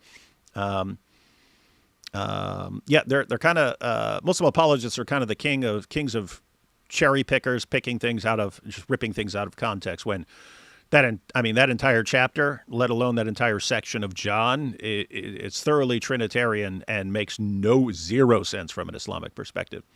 But they'll take what they can get. But let's see here. Peace be upon him, all the way to our generation. Letter by letter, word by word, they're exactly the same. Unlike the Bible, which we don't have any manuscripts from the time of Jesus, even the smaller. Did he just? Jai, was he just? Was he saying? I missed that too. Was he claiming perfect preservation for the Quran, dot for dot, letter for letter? That's what it sounded like. Oh my goodness! Let me see, please. I don't know how to answer that. Scans of manuscripts from the first generation, from the time of the Prophet, peace be upon him, all the way to our generation. Letter by letter, word by word, they're exactly the same. Unlike the Bible, which we don't have any manuscripts from the time of Jesus. Hey, Sheikh Uthman, would you like to prove that? Jai, you and DOC, would you guys be happy to have Sheikh Uthman come and explain, come and show us? We want to see the evidence, Sheikh Uthman. Here, Sheikh Uthman, we think you're lying. You got this boy who cried wolf. See, who knows what the evidence is? Who knows? Who knows what the manuscript evidence is? But you lied so many times that it's this boy who cried wolf situation where if you say, hey, we've got this evidence, we just have to assume you're lying because it's what we see from you every single time. But you could prove us wrong. You could prove that you're honest in this case. You could join us live and show us the proof of perfect preservation. We would love to see it. We'd love to see it. 0% chance you do it. 0%. Why? Because you know you're lying. You absolutely know it. This is sad, man. This is Dawah 2026. Even the smaller scraps would be 70 to 80, 90 AD. The lineage of Jesus in Matthew and Luke, two different lineages which contradict each other. Those two cannot both be. So if he's a prophet of God and a messenger of God and a servant of God, then he's not God. Unless you believe in multiple gods. There is not a communication between them in the sense that the human nature can't be fully omniscient. Jesus has got two personalities, you're saying. He was one person, the God-man. So he's completely unioned God-man. Unfortunately, he was voted out by the majority. Oh, that was great talking to Yeah. you. I was having fun. Assalamu alaikum wa rahmatullah. Your brother Uthman ibn Farouk here in Louisville, Kentucky, in the South, Bible Belt. And we are at the Southern Baptist Theological Seminary, the biggest Baptist Bible university in America. And we're challenging all of the professors, Bible scholars, to a debate. 20 of them have accepted. These are all students and professors from this Bible university. We're going to go debate them at their campus. Let's go do this. 20 versus 1. Bismillah. Assalamu alaikum wa Always good to start off your video with as many lies as possible. It's always a good approach. Always a good approach. And this is the guy who was just on with Sig and Jai a little while ago. Yep. Let's see. rahmatullahi wa barakatuh. I'm Amin Hamloushi, your host today, and we have 20 Christians and one Sheikh Uthman Ibn Farouk. 20? Wait, so it's not just Sheikh Uthman? He can't count either? And Jai didn't... It's 20 Christians as well. Yeah. Yeah, it changed. It changed to Christians. It went from Christian scholars or professors and students at Southern to now it's just 20 Christians. Which they're not 20 Christians. Yeah, and Jai, you said you counted how many actually spoke, right? How many were actually 9. involved? Yeah, 9 actual speakers. Now, some people had multiple turns, but there were 9 individual speakers that they had on the video at least. Here I count, looks like 1, 2, 3, 4, 5, 6, 7, 8, 9, 10, 11... I see 12, but maybe I'm missing something. Maybe 13. Okay. It ain't 20. But who actually spoke, there were 9 speakers who actually were on the video. Okay, so guys, just say it was 1,000. Like why not? At this point, why not? Sheikh Uthman. This is Sheikh Uthman debating 1,000. The top 1,000 best Christian scholars who've ever lived. This is Sheikh Uthman debating. Just why? Why not? Why not say that? If you're going to lie, just go all in. And professors from this Bible university, we're going to go debate them at their campus. Let's go do this. 20 versus 1. Bismillah. Assalamu alaikum wa rahmatullahi wa barakatuh. I'm Amin Hamloushi, your host today, and we have 20 Christians and one Sheikh Uthman ibn Farouk here to debate on one topic, Islam and Christianity. For each prompt Sheikh Uthman gives today, we will have 15 minutes on the clock shared between all of our contestants, and they will be able to come up here in this chair and debate him. Whenever the time goes off, the first one to come will be the first one who will be able to discuss with him, and each of them have a flag to vote out any person who they believe needs to be switched out for someone else. Whenever the majority comes, we'll send them back, and someone new will come up and discuss until the time runs out.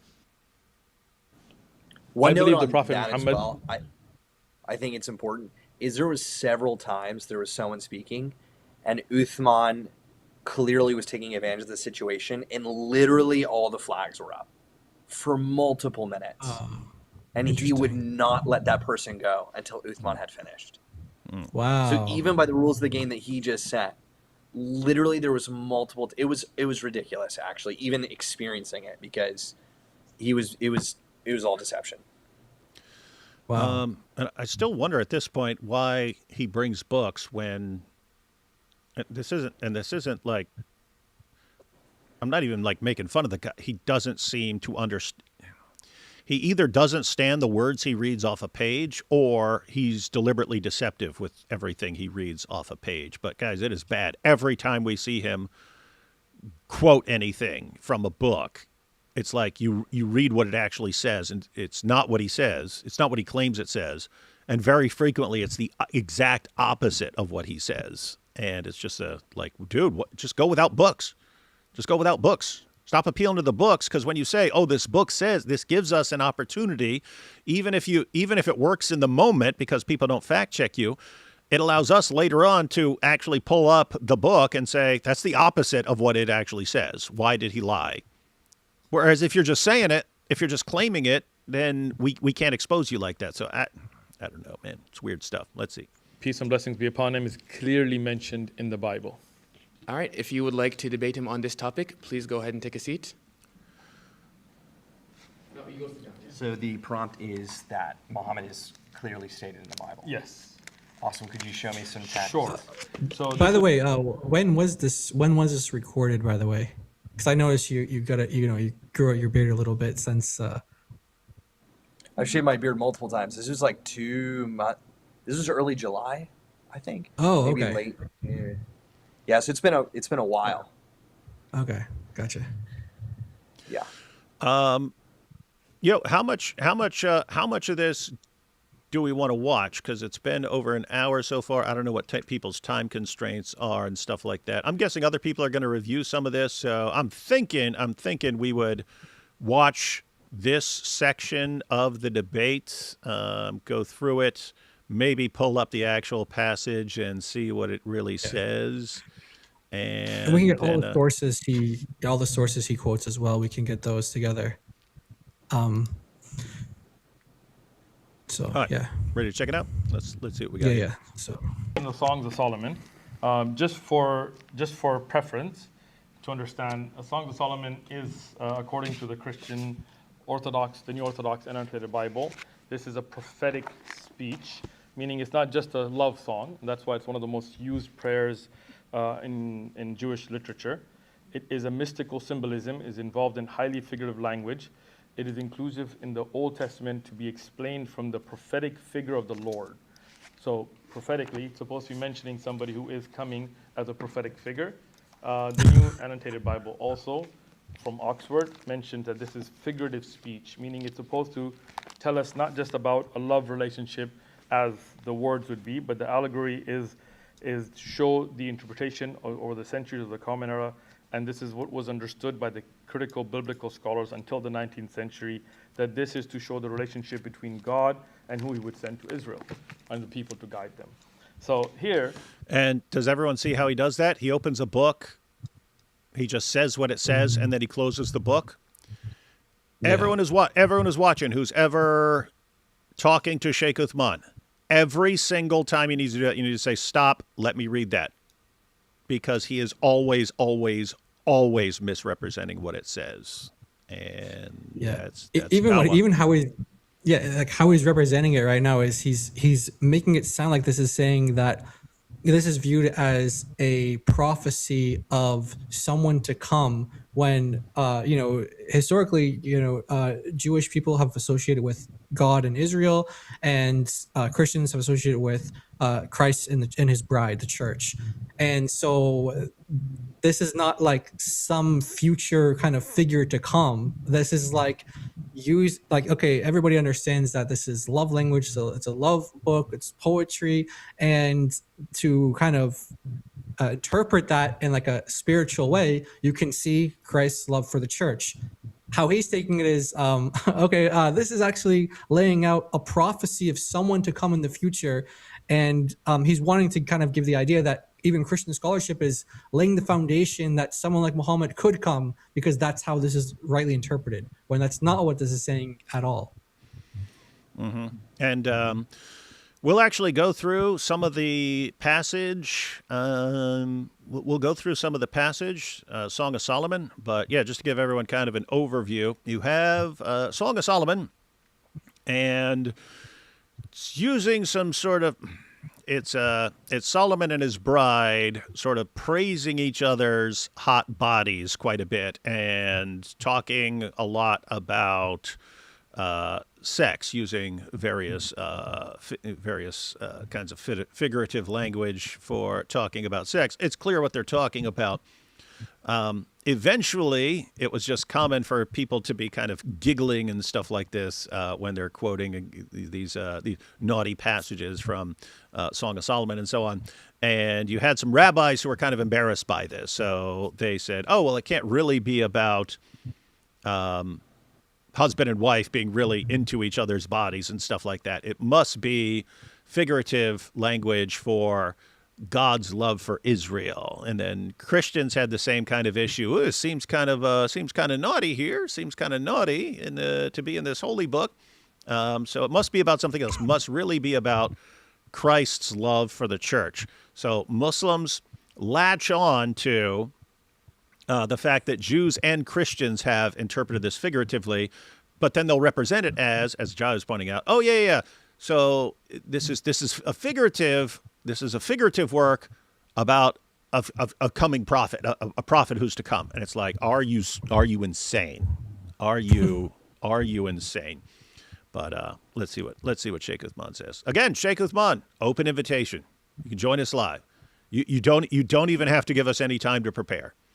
We don't need zero time. Just call us up one day when we're live and say you're ready to discuss this. Happy to go through the entire book with you. In 5:16, the word Muhammad is actually very explicitly written. I brought a printout of the actual, the printout from the lexicon itself. So this is a masculine noun. If you look at the Hebrew English lexicon, and this has the numbers from Strong in it as well, if we were to find the root, and I've highlighted it for you, you see it actually has the word Hamida in Arabic. So it shows that word Muhammad, and it's mentioned as Muhammadim. The im usually implies plural, but it's also used for majesty. For example, Elohim, him, right? So even in Arabic, for example, when we say Salam Alaikum, Alaikum is for plural, but we do it out of respect. So the name Muhammad is... There is no plural of respect in Hebrew, guys. So just so everyone knows, that's made up. Explicitly mentioned, and even... just the idea that this is like... okay, so first of all, it's not Muhammad in Song of Solomon, in Song of Songs here, Song of Solomon. It's Mahmadim. Mahmad is the singular. Mahmad is the singular, which means like something that's, desirable or lovely. But the word here, which he said is plural, Muhammadim, not Muhammad, Muhammadim. Anyway, this is in the plural, like he pointed out. There's nowhere anywhere in the Bible where you have someone's name, a name of a person, like David. We have a couple of Davids here. We have Michael here as well. So these are biblical names. You never find like Davidim to like, this is a respectful way to speak about David. This is not in the Hebrew language. You don't add a plural to speak respectfully, or like Michael, Michaelim. That's not the respectful way to talk about Michael. This is like something that Muslims have been saying. Like I think like D-Dot said this and others before him.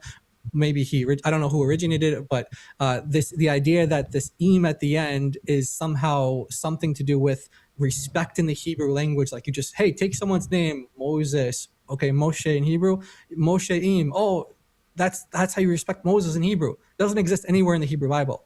That's not how you add respect or something to somebody's name. And he makes this mistake when he pulls out the dictionary, and he does this as well with other times as well. But what happens in these lexicons are you have here's the roots in Hebrew. Here's the roots. So you have like the root word chamed, which means to take pleasure or to take desire in, and it says okay, in related Semitic languages like in Aramaic, chamed. Okay, then in Syriac, then in Arabic, hamida. It's telling you these are the cognates in these languages. It's not telling you that this is derived from the Arabic, any more than it's saying this is derived from the Aramaic or something. Because what he's trying to get at here is that okay, the root here is the exact root that Muhammad is built off of in Arabic, and even the dictionaries and lexicons say that this word or this root comes from Arabic, which is it doesn't do that. It's just telling you this is the cognate in Arabic. Any word, you can look up any word in a lexicon in Hebrew, and if there's an Arabic cognate to it, then it's going to tell you this is the Arabic cognate, this is the Ethiopic, this is the Aramaic, this is Syriac form, and that's all that's going on there. So this is not the dictionary supporting the idea that Muhammad is in the Bible. It's saying this is a Hebrew root and this is the Semitic root. True, the name Muhammad comes from this root, doesn't mean that these are the same or these are coming from the same origin in terms of being a name of Muhammad or something like that. So this is like a very big deception that he likes to pull on people. And the overall insanity of this is why would they be so desperate to find Muhammad in the Bible that they would have to kind of resort to stunts like this? And the reason is that the Quran claims that Jews and Christians find Muhammad mentioned in the Torah and the Gospel. Well, their arguments from the Torah and the Gospel are really bad, and so what you find is that then they end up going to like Song of Solomon and so on. And which is interesting because okay, now Song of Solomon is the Torah, and so you actually get it's actually helpful to us if they want to say the entire Old Testament is the Torah. Then that leads to okay, well is the Gospel then the entire New Testament? So are all those inspired scriptures? Thank you very much. But let's see where he goes with this. A lexicon that was written all by Christians. No, I'm not quoting any Muslim sources here. Says that this word here is the same as Hamida, which is where Muhammad comes from. In the next page, Mahmad. Really? It says it's the same thing? Wow. That's what you just said. Because there is no deep ha in the Hebrew language. Is mentioned here as well as a noun. By the way, just on a note, real quick on that. I don't know why he wanted to throw that in there, but this is also not true. This is like a minor point, but he just like says these things even like on like a just on a factual level, they're just incorrect, but doesn't really add to the discussion at all. Like saying that there's no like so in Arabic, so the like ha, there's a ha sound, and then in Hebrew, the letter is chet, so ha, so ha, ha. He's saying like in Hebrew doesn't have this sound, this ha sound, so they use this sound instead. That is true for particular, let's say dialects of Hebrew, like in Israel today, for example. But that's not the case for all Jewish communities, like Jews that live in Yemen or Syria or Iraq or like parts of the Arabic speaking countries. They do pronounce it the same way. So again, this is not like a big deal. Like it doesn't actually like prove anything one way or another. But it's just like a factual point that he's wrong on. And there's what I'm saying is there's other ways to pronounce this letter, not just what he's saying here. Not a major point, but just want to throw that out there. it's not correct to translate nouns. Meaning, the word David, for example, the name David, is also, the clearly lovely and the most purely beloved. But we don't translate it, right? Do you guys catch what he just said? It's not correct to translate nouns. That's ridiculous. Now, I think what he means is like a proper noun, like a name or something like that. Problem is, Sheikh Uthman, it's perfectly acceptable and proper to translate nouns. And this is definitely a word you would want to translate. It occurs in a number of places in the Old Testament. If you want to say it's actually the name Muhammad, my goodness, you are going to have some problems in life. And we'll check that out here pretty soon. Bible, we don't say the most beloved, right? We say David. So when the name I just want to say on this point, there actually was a scholar. Was it what was her name? She's the one who did that book where where they do the study on like the name frequencies in the New Testament and the Dead Sea Scrolls, and they use her work. I can't remember her name right now, but she did this whole volume on like names on like graves, ossuaries, carvings, and inscriptions. And she basically what she did was she documented like all the names like first century, and she goes into like I think up to like this 7th century or something like that, like in Israel. And this is what a lot of people use in the studies for like reliability of the New Testament because of the name frequencies, and these things were correct for it matched up with like first century Jewish names. And so like, okay, what's the popular first century Jewish name for males and females, and that happens to line up exactly with the New Testament in terms of most popular names, male and female. So this is something that a lot of scholars and apologists will point out, and they reference her work.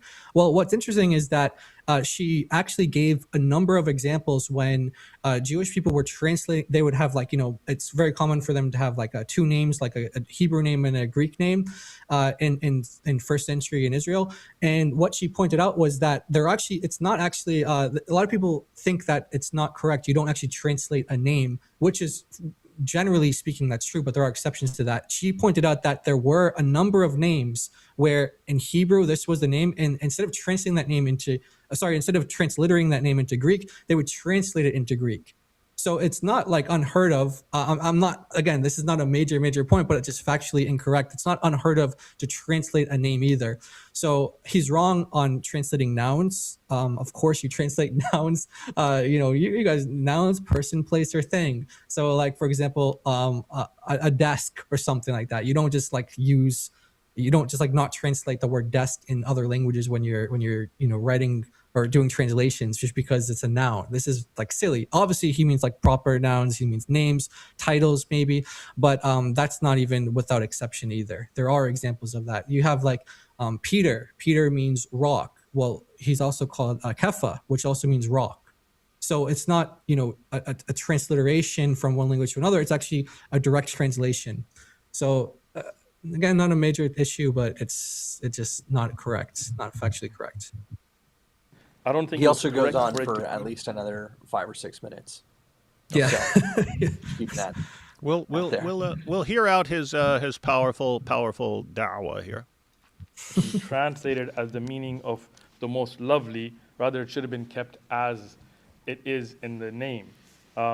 Little side note, guys, the reason it gets translated as he is altogether lovely or something like that is because that's what it means. It means something lovely or desirable.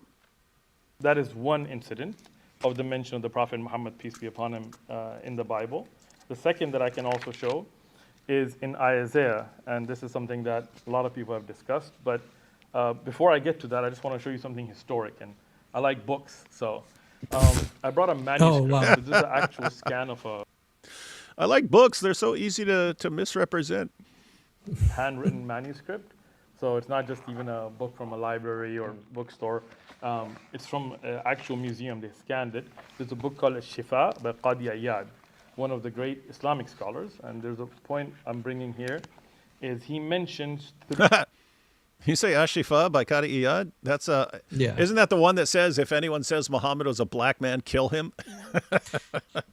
Yeah, and I think it's untranslated too. He's just like, yeah, he's just like bringing in Arabic as well. Like this is going to be really helpful to show to people, right?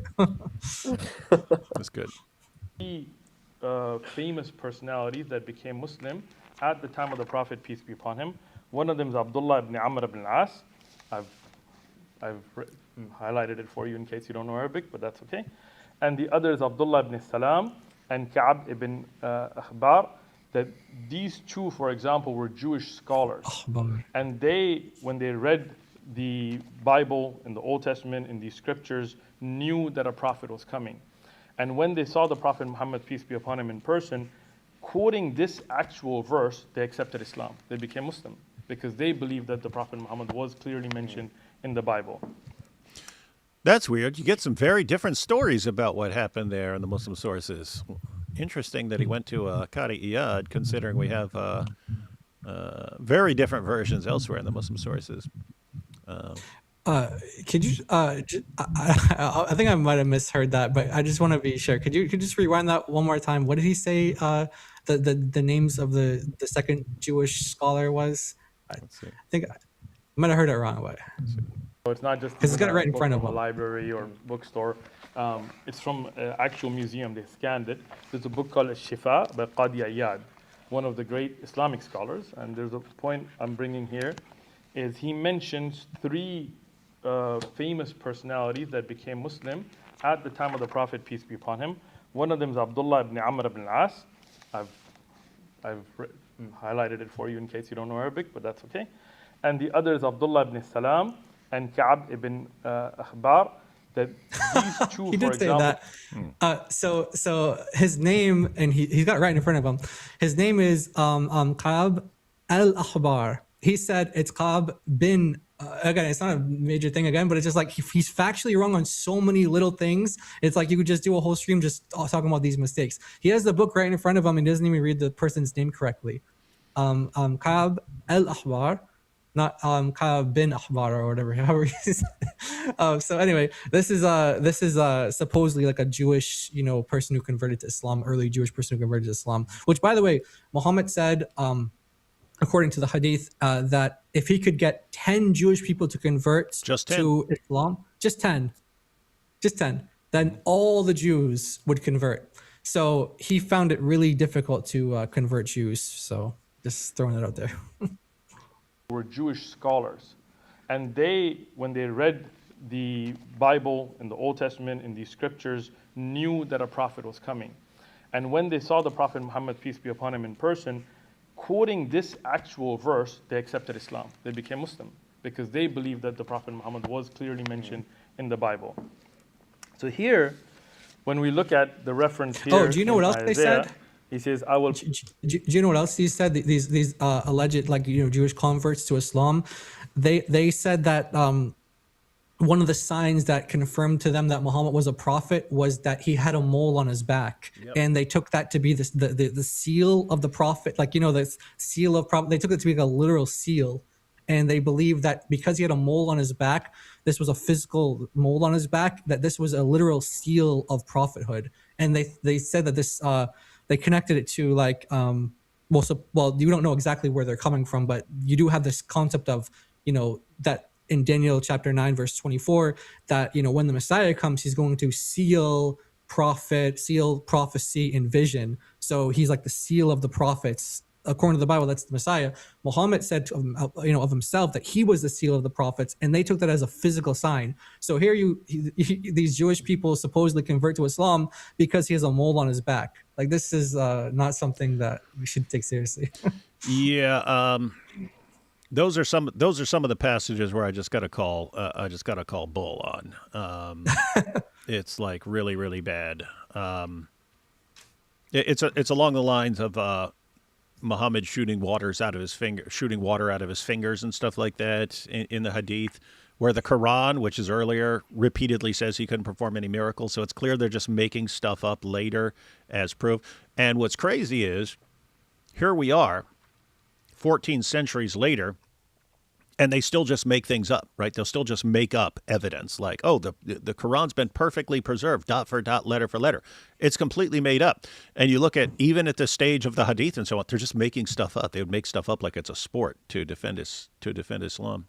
Crazy stuff. My spirit upon him, my beloved servant. So who is being discussed? A lot of people might say this is a reference to Jesus coming in the future, or somebody might say to John the Baptist. But when we look at the references here, Who says John the Baptist? it says here that he will be a light to the Gentiles, right? And as you are well versed, you know that in Matthew 15:24, Jesus mentioned that he was sent to the lost sheep of Israel. In fact, if you keep going in the same verses, you will find. You catch this, guys? Jesus says he was sent to the lost sheep of the house of Israel. See, therefore, not for anyone else. How about continuing reading the exact same book, Sheikh Uthman, till the end? You know, when Jesus gives the Great Commission, he says, "Go into all the world, make disciples of all nations." That's actually what he goes on to say. That's what Michael goes on to say. Ah, nice. But what's interesting is that he said this is something that people apply to Jesus, like as if like we're just like coming out of nowhere and applying it to Jesus. And he says, or John the Baptist. But what's funny is in Matthew 12, Jesus is literally the fulfillment there, that it might be fulfilled, which was spoken by Isaiah the prophet, saying, "Behold, my servant whom I have chosen, my beloved, and whom my soul is well pleased. I will put my spirit upon him," etc. So this is actually quoting Isaiah 42 in application and fulfillment of Jesus. So this idea that, you know, it's John the Baptist, I don't know where you came up with that one. Not sure where you heard that one. Yeah, that's just Sheikh Uthman being Sheikh Uthman there. Also interesting is that Isaiah 42, that passage there, is one of it's one of the servant songs, and there are four. There are four of the servant songs. There are four of these servant songs about the Messiah, and interestingly, the last one is Isaiah 53, where he suffers for he's punished for the sins of others. Interesting. That the reference to the villages of Kedar and the inhabitants of Salah sing, let them shout from the tops of mountains. So where's Kedar? I mean, if we look at it as a reference to Jesus, then Kedar should be somewhere either in Jerusalem or Palestine. But according to, and again, this is the Smith's Bible Dictionary, so I'm not using any Muslim sources here. Kedar is a name that was given to the second son of Ishmael, from whom the Arabs came, from the tribe of Arabs. And they are the ones that gathered in Mecca. So the tribe seems to have been of the conspicuous of all of the Ishmaelite Arabs that came together, and they were all collectively called Kedar. So Kedar is a reference to Arabs in Mecca. And Sal'a, which there's a lot of discussion on where it is, but I've actually been to a place where you can see it, and I brought a printout for you. You can Google map it if you like. Sal'a is a mountain in Medina. That was cool storytelling. Well, one second. Yeah, you guys have traveled. You guys know that two locations can have the same name. It doesn't mean that it's like, I mean, this is crazy. It's like I'm going to be going to Cambridge, and I'm thinking about Massachusetts, but actually no, I'm talking about Cambridge in England. I mean, it's the idea that, two places have the same names. Like, oh, I've been to a place called Salah, so therefore that must be the same place. That's not how this works. You don't just get to decide where a location is because these places have the same names, but it's about archaeology. Different historians will let you know, and they tell you that these are pretty much areas in maybe northern Arabia, which by the way is considered like Jordan, like Petra area. This is where it's in reference to, not in Mecca, Medina. So the idea that he's like, oh, I've been to a place called Salah before, and it doesn't even say that in the verse, by the way. It says, sing to the Lord a new song, and his praises from the ends of the earth. Mm-hmm. So let me just give you guys the idea here, in case it wasn't clear with what Uthman was trying to communicate here. So in verse 11, it says that Hey, yo, Jai, Yeah. go ahead and break that down real quick. I just wanted to check and make sure my wife is home, because otherwise, I just want to make gotcha. sure she's here. I'll be right back.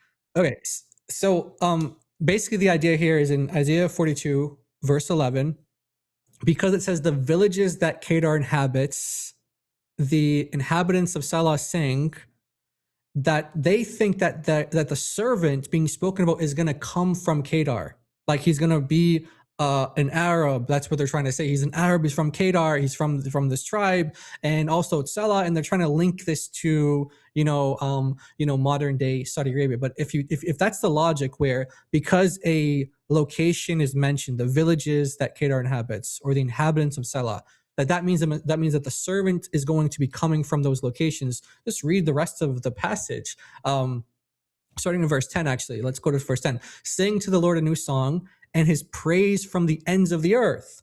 Okay, so is the servant from the ends of the earth? You who go down to the sea. Oh, so the sea now. So is the servant from the sea and all that is in it? You coastlands and you inhabitants of them. So is he from the coastlands? Is he from the ends of the earth? Is he from the sea? Let the wilderness and its cities lift up their voice. So is he from the wilderness or is he from the cities? Obviously, that's not what it's saying. It's not saying this is where he's from. It's saying these are where, basically saying that the entire world is going to praise God and bring glory to God because of this servant. It's not telling you that he's going to come from Kedar or Salah. That's the argument that he's trying to bring there. So yeah. So yeah. All right. So yeah. So I don't know. Have you, after you guys had this discussion, I know this was you said early July. How much did you guys like go back afterwards and were like, oh, let's look this stuff up and kind of fact check things? Were you guys interested in doing that, or how did that kind of go for you guys? I mean, pretty much immediately after. I mean, the conversation just seemed really silly, honestly. Like, where we are at an actual academic institution that's accredited, you have actual conversations that are fact checked. And I'm just not used to such conversations that are, one, fallacious, and two, that are usually logical fallacies. So I think pretty much after it, there wasn't a ton of thought and research gone into it, just because his first premise is that Jesus is a Muslim. The Bible not only shows that Jesus is a Muslim, but that also Muhammad is the promised prophet, and apparently Mecca and Medina are in there. And so you should be Muslim. And then his second premise is, but the Bible's totally corrupted and it's not reliable. So his second premise actually fully destroys the first premise. So it was pretty much afterwards, it was like, okay, what he's arguing is completely logically inconsistent. And he's not an actual scholar, because if he was, he would have read the literature that shows that his arguments for textual criticism are just really bad. Especially there's a great book called Myths and Mistakes in New Testament Textual Criticism by Elijah Hickson. And that book pretty much just like dispels everything that Uthman said in the conversation. So I don't know, that was my thoughts preceding the conversation. Mm-hmm. Yeah. Okay. And David, what was your discussion about, and what was your kind of like takeaway, or like, I'm going to look this stuff up if he said anything to you that you weren't familiar with or whatever, and then what did you conclude after that happened? Yeah, well, my conversation with him kind of revolved around two things. It was me asking him like if there was any mystery or kind of seeming contradiction within Islam, and I kind of went down that line of questioning just to hear what he was going to say, because I had heard that Muslims do believe in kind of a type of determinism, if we're talking about models of free will and God's sovereignty. So I was like, I mean, surely that would be some kind of room for paradox or mystery on their account. And he just kind of said, no, there's no mystery. And I was like, okay. But the other part of it was him asking me kind of the line of questioning that David touched on beforehand about, Jesus in his humanity saying, the Father is greater than I. And yeah, I mean, I wish I had answered better than I did, if I'm honest. I didn't totally know how to answer that. I just kind of knew what Orthodox Trinitarianism and Christology would say in that moment. And it did kind of make me want to look more into, okay, historically, how have Christians kind of answered these questions? Because it's not the first time that this has come up for someone. I mean, Jesus speaking in these ways does raise questions, and Unitarians will pick at it, and Muslims will pick at it. And so, yeah, they're lines that I would really like to look into more. And I know that there are great answers out there. I just haven't taken the time to look at them yet. On your question there, because I did see that part, and he said like there's no mystery in Islam. If you write this down, it's spelled Bila, and then space K, Kayf. Kayf. It's called Bila Kayf. And what that means is without howness. And what Muslims will say is, for example, like there's a hadith that says that at the third of every night, Allah descends down to the lowest part of. Wait, did I get that wrong? Yeah, the third part of the night he descends down to the lowest part of the lowest part of the heavens, right, David? I'm getting these things mixed up in my head. I think it's the third part of the night, the lowest heavens. Yeah. So he descends down, and so what Muslims will say is they'll say that he does descend, but we don't know how. So there is this great mystery in Islam. It's called without howness, bila kayf, which means like, okay, yes, Allah does that, but they don't also want to affirm that he's like, entering into creation and like coming down, but they don't know how he does it, but he does it, right? And so like he's coming down to like listen to the prayers, but how does he do that? Well, we don't know. And there's a number of things where, once you kind of dig into Islamic theology, there's going to be a ton of, we don't know how. In fact, there's a famous thing where they say like Allahu Alam, like only God knows. Like the idea there's no mystery in Islam for things is completely untrue. When he said no, there's no mystery, that's false. But I know you guys have about 10 minutes or so, but I wanted to ask you guys this question, and then whatever David whatever he wants to ask you, and then whatever you guys want to say, you guys afterwards. But has this kind of sparked an interest for you guys, or everyone has like an origin story for like how did they get into studying Islam and stuff? Like David can tell you his story, I can tell you my story, and a lot of people have like their backgrounds. How did I get into studying Islam? Is this going to become like one of your origin stories for like, all right, I met this guy Uthman, and he tried to embarrass me on this video and stuff, and I just kind of like, I'm gonna now go to the Islamic Center and study now, and I'm gonna like become like an apologist for Muslims or whatever. Like, what do you guys think? Do you guys think you guys feel called to do that, motivated to do that, or where do you guys stand on that? Or do you just take it as an experience and you're just kind of seeing where the Lord takes you with it?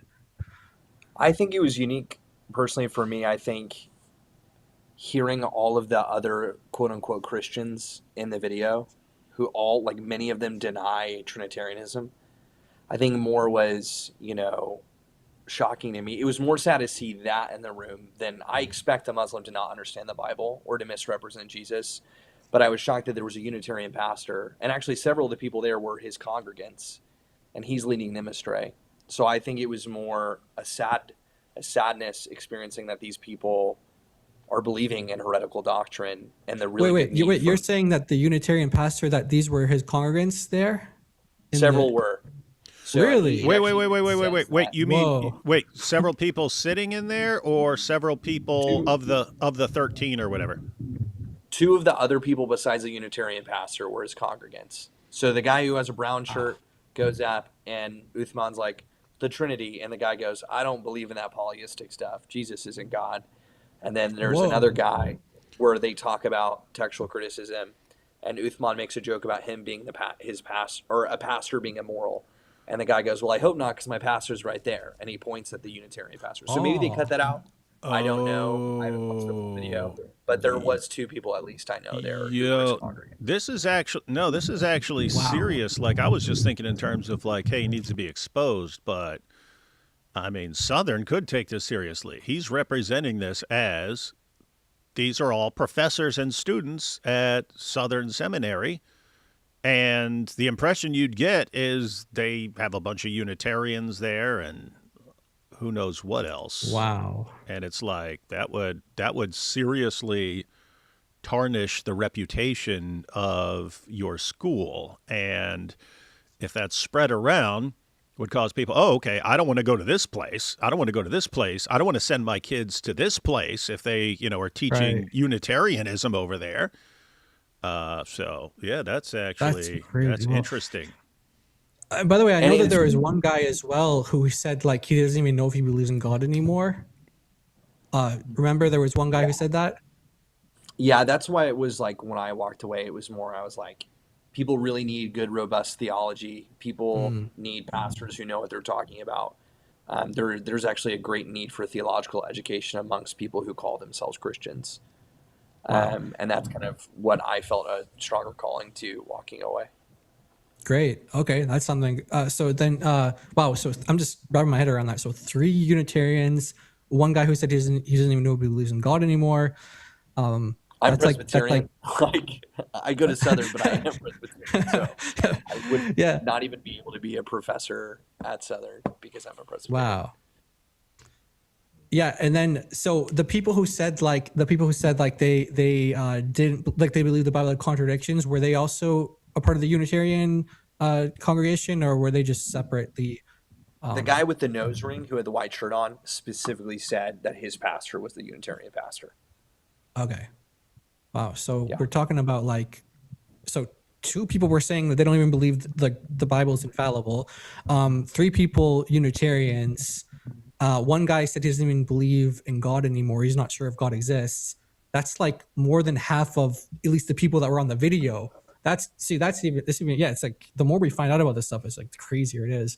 But I know you guys got about 5 minutes or so. Yeah, David, what is your kind of takeaway from that? What was your kind of big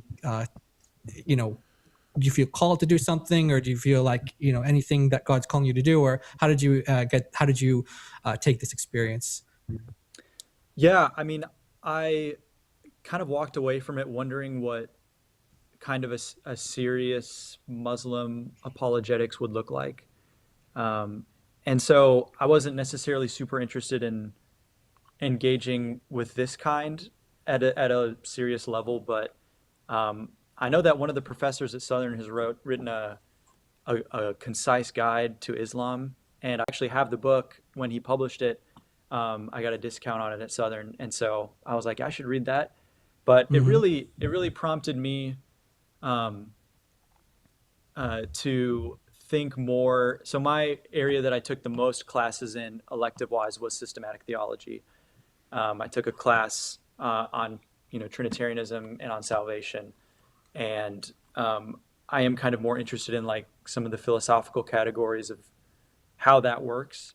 And so it prompted me to really be like, yeah, I should really know my stuff about how to work through the biblical texts, all kind of the major ones, and just do more work in that area. Okay. And then there was Isa. So this is our resident, not your traditional Muslim friend who always kind of joins the live streams randomly. So he's just coming in to say hi. He's not combative or argumentative at all. yeah, if you're looking for I'm your goofy. if you're looking for a like nice, honest guy and stuff like that, that would be Isa.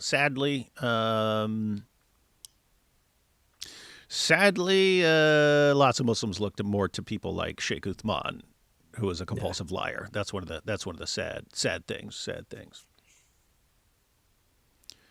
Pleasure to meet you. What's your name? I'm so sorry I didn't. The 2 gentlemen here.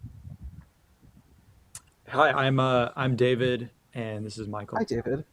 Hi, Michael. Nice to meet you. Pleasure. Yeah, good to meet you. Yeah, I saw the debate. It was terrible. He was very dishonest as usual. So, By the way, he's a Muslim saying this. Saying this. So, but it's always funny because how like we interact with people who's like, oh, you've been humiliated, you got destroyed, yeah, and then he's like, hi, what's your name? It cracks me up.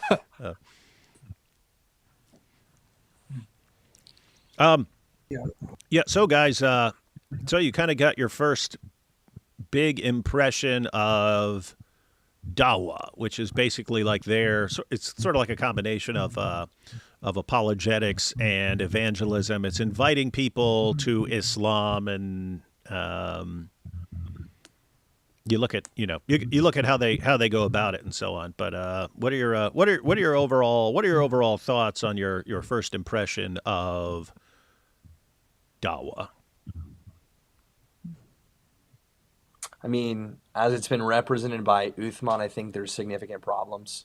One, his arguments were not philosophically sound or valid. There was many holes in a lot of his arguments, and I think that if he wants to at least put up a good front or a good image for Islam or for Dawa, then he needs to do a better job. Because I think the only audience a lot of his content only applies to is people who already believe in it. Because I kind of doubt there is any like atheist or Christian who would watch this and be like, the truth of Islam is amazing. Like, I think it would more be like, this is really odd and weird. So I think just from a purely practical and philosophical level, like, he has a lot of work to do. You kind of picked up on something already that we've picked up on for a while, and that's that if you go back like 15 years, Dawa was geared towards convincing non-Muslims that Islam is true. So they would get like these sort of gentlemanly, scholarly types who would give arguments for Islam. And what happened was all of a sudden, because of the internet, then people started exposing the arguments more and more.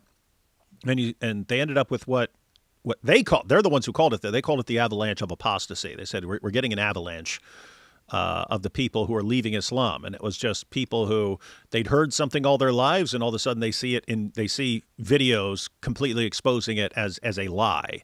And you had tons of, especially young Muslims, just leaving Islam. And after a while, Dawa shifted from convincing non-Muslims that Islam is true. It shifted towards convincing Muslims not to leave Islam. But the people who sort of went in that direction, they started doing what was impressive to like just average Muslims and so on. And what impressed average Muslim was stuff that you see like, Muhammad's mentioned by name in Song of Solomon 5:16. They go, whoa, amazing. Whereas anyone who's actually, going to be remotely critical and is going to look things up is going to be like, what? You guys are liars, man. You guys are like horribly deceptive. I don't trust you guys anymore. And so this is kind of the result of all of that. Now you have arguments that, these arguments, they're really not, they're not going to convince non-Muslims really. But they kind of keep Muslims thinking that there's all this evidence for Islam. And it's just not going well for them because as time goes on, more and more people are catching on and exposing this. If you go back 15 years, there were very few people who were examining these arguments and pointing out the flaws and stuff like that. Now, every time they bring them up, people point out the problems. And so it's the walls are closing in on Dawa.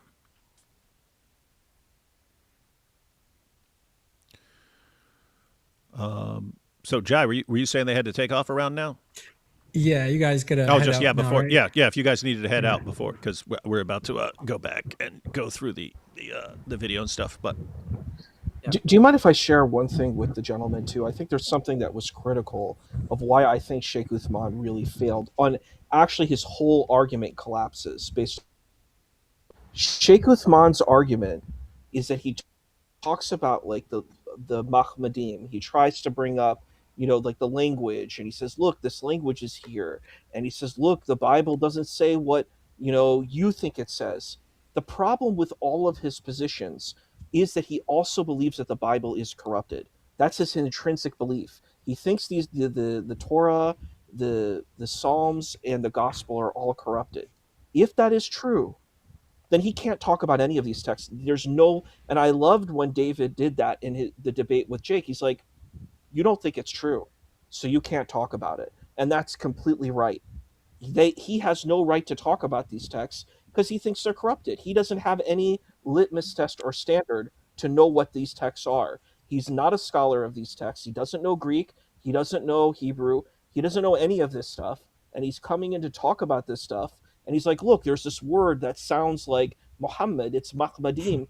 He can't prove that. He can't prove they're the same thing, and he doesn't even believe they're true. So if you don't believe it's true, then why are you even here to have this debate? That's where I think everything collapses and falls in on his argument. Yeah, that's a great point. And like one thought is like even just, you know, if Allah is kind of who he says he is, I don't know why he kind of needs to deceive people this way. Like Allah doesn't need someone to deceive people into becoming Muslim on his behalf. Like he would be all powerful God and could do what he wants. So it's just kind of, yeah, a weird way to go about it, a weird tactic to take in trying to deceive people into, you know, staying Muslim when it's like, hey, you know, the God that I supposedly serve is like the greatest being there ever is. Yeah, and you just picked up on something else that we pointed out many times. It's the truth. If Islam were the truth, it would not need this. It would not need these tactics. It would not need complete misrepresentations of the evidence and so on. And on the issue you guys brought up earlier that you said you wanted to talk to Uthman about, you know, as far as mysteries and determinism and Islam. Yeah, you have all these passages where if you go astray, it's because Allah led you astray. And if you are on the right path, it's because Allah put you on the right path. And if you do right, it's because Allah made you do right. If you do wrong, it's because Allah made you do wrong. And I have a friend, Mary Harp. I haven't looked at the timeline of these revelations. But she says that this all, it's basically you have passages in the Quran which sound like you have free will, and it's just like your choice, and you're the one. It sounds like you have libertarian free will, and you've got all these other passages where nope, anything you do, it was all decided by Allah long before you were born. Everything you were ever going to do, and she points out that this shift lines up with Muhammad's uncle dying. He was trying to convince his uncle to believe in Islam. His uncle didn't, and he died as an unbeliever. And Muhammad took this as, I failed. I failed to persuade him that Islam is true. That's when Muhammad starts getting the revelations. No. It's Allah who decided long before you were ever born what this man was going to believe, and that he was going to die as an unbeliever. And so this was all, the shift in the Quranic revelations were all to comfort Muhammad for his hurt feelings. But yeah, so but at the end of the day, that does lead to a mystery, because Allah has decided everything we're going to do. In fact, in the Hadith, there's this interesting little debate. It's all from Muhammad, so it's not actually Moses and Adam, but Moses and Adam are criticizing each other, and Moses criticizes Adam for sinning and for getting them kicked out of paradise and so on. And so Adam responds, he's like, why are you blaming me for something that Allah decided I was going to do long before I was ever born? And so Adam confuted Moses. So that was the refutation. Like, hey, why are you blaming me for what I did? I didn't decide to do that. Allah did. And so, yep, you do. And point is, there are some issues there. Yeah. Awesome. Thank you guys for having us on.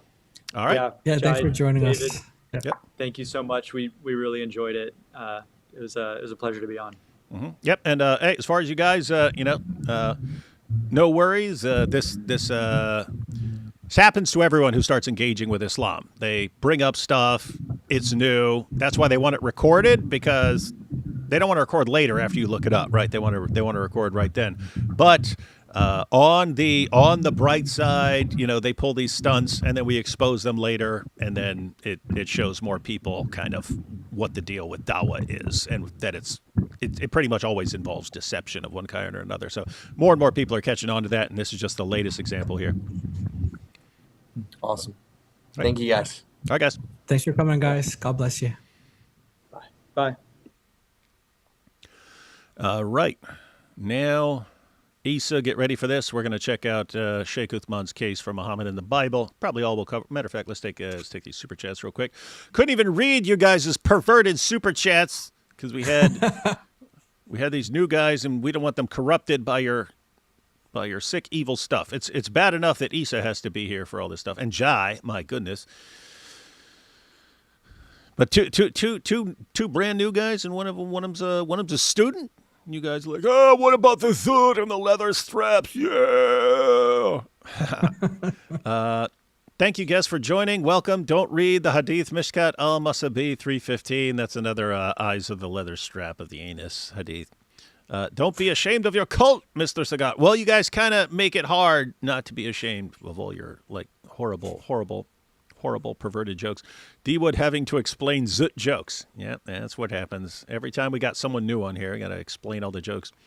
Oh, the innocence we all had before we learned what is in the Quran. Welcome to the welcome to the club, lads. Yeah. Yeah.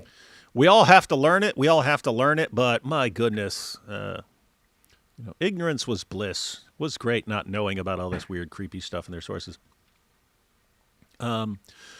One, the host has nice monk dress. Two, I hope this experience will motivate them to now learn counter Islam. Three, D Wood, do they know why you got into Islam? Oh, darn, I should have read some of these before they left because some of them are related to these guys. How many lies if you say Sheikh Uthman ibn Farouk? Why he is in the sunglasses? Yeah, I wonder that too. These guys want to look cool or something. First time I heard of this argument, I was boggled that they would insert him into a book about love and sex, but now it makes sense to me. Yeah, makes sense. Onomastic congruence. Mm-hmm. 2 of the 3 Jews deconverted by the end. You can't trust an Uthman printout. Maybe Muslims haven't changed much, and Jewish scholar just means they could read. Every Christian is a missionary. David, tell them about Yafor the donkey. No. Why do you want You got to find that out like 5 years down the road. I started my MA in Islamic Studies at Southern today, and in class we watched part of Sheikh Uthman's video. Oh, that's cool. good, guys. That's good. I mean, they're showing the video there. So Sheikh Uthman's trying to impress his fans, but tons of people there. Once they find out about that, which guess what? It's going to be everyone at Southern, right? Mm.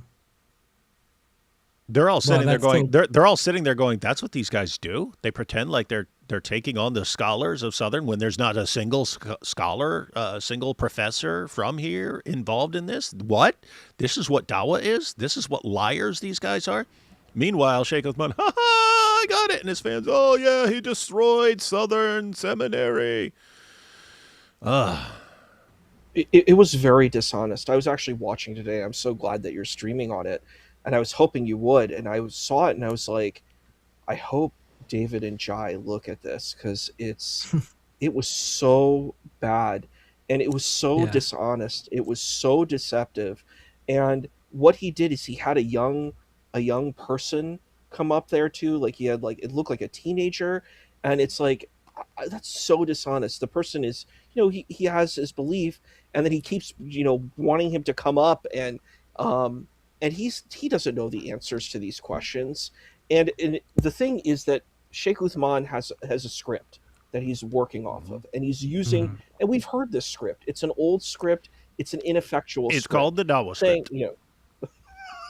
It's called the Dawah script. Remember when we had our conversation in Texas, we talked about the Dawagandas, and it's like, it's so bad. It's like, literally they talk about, it's the same stories. Like they have nothing new.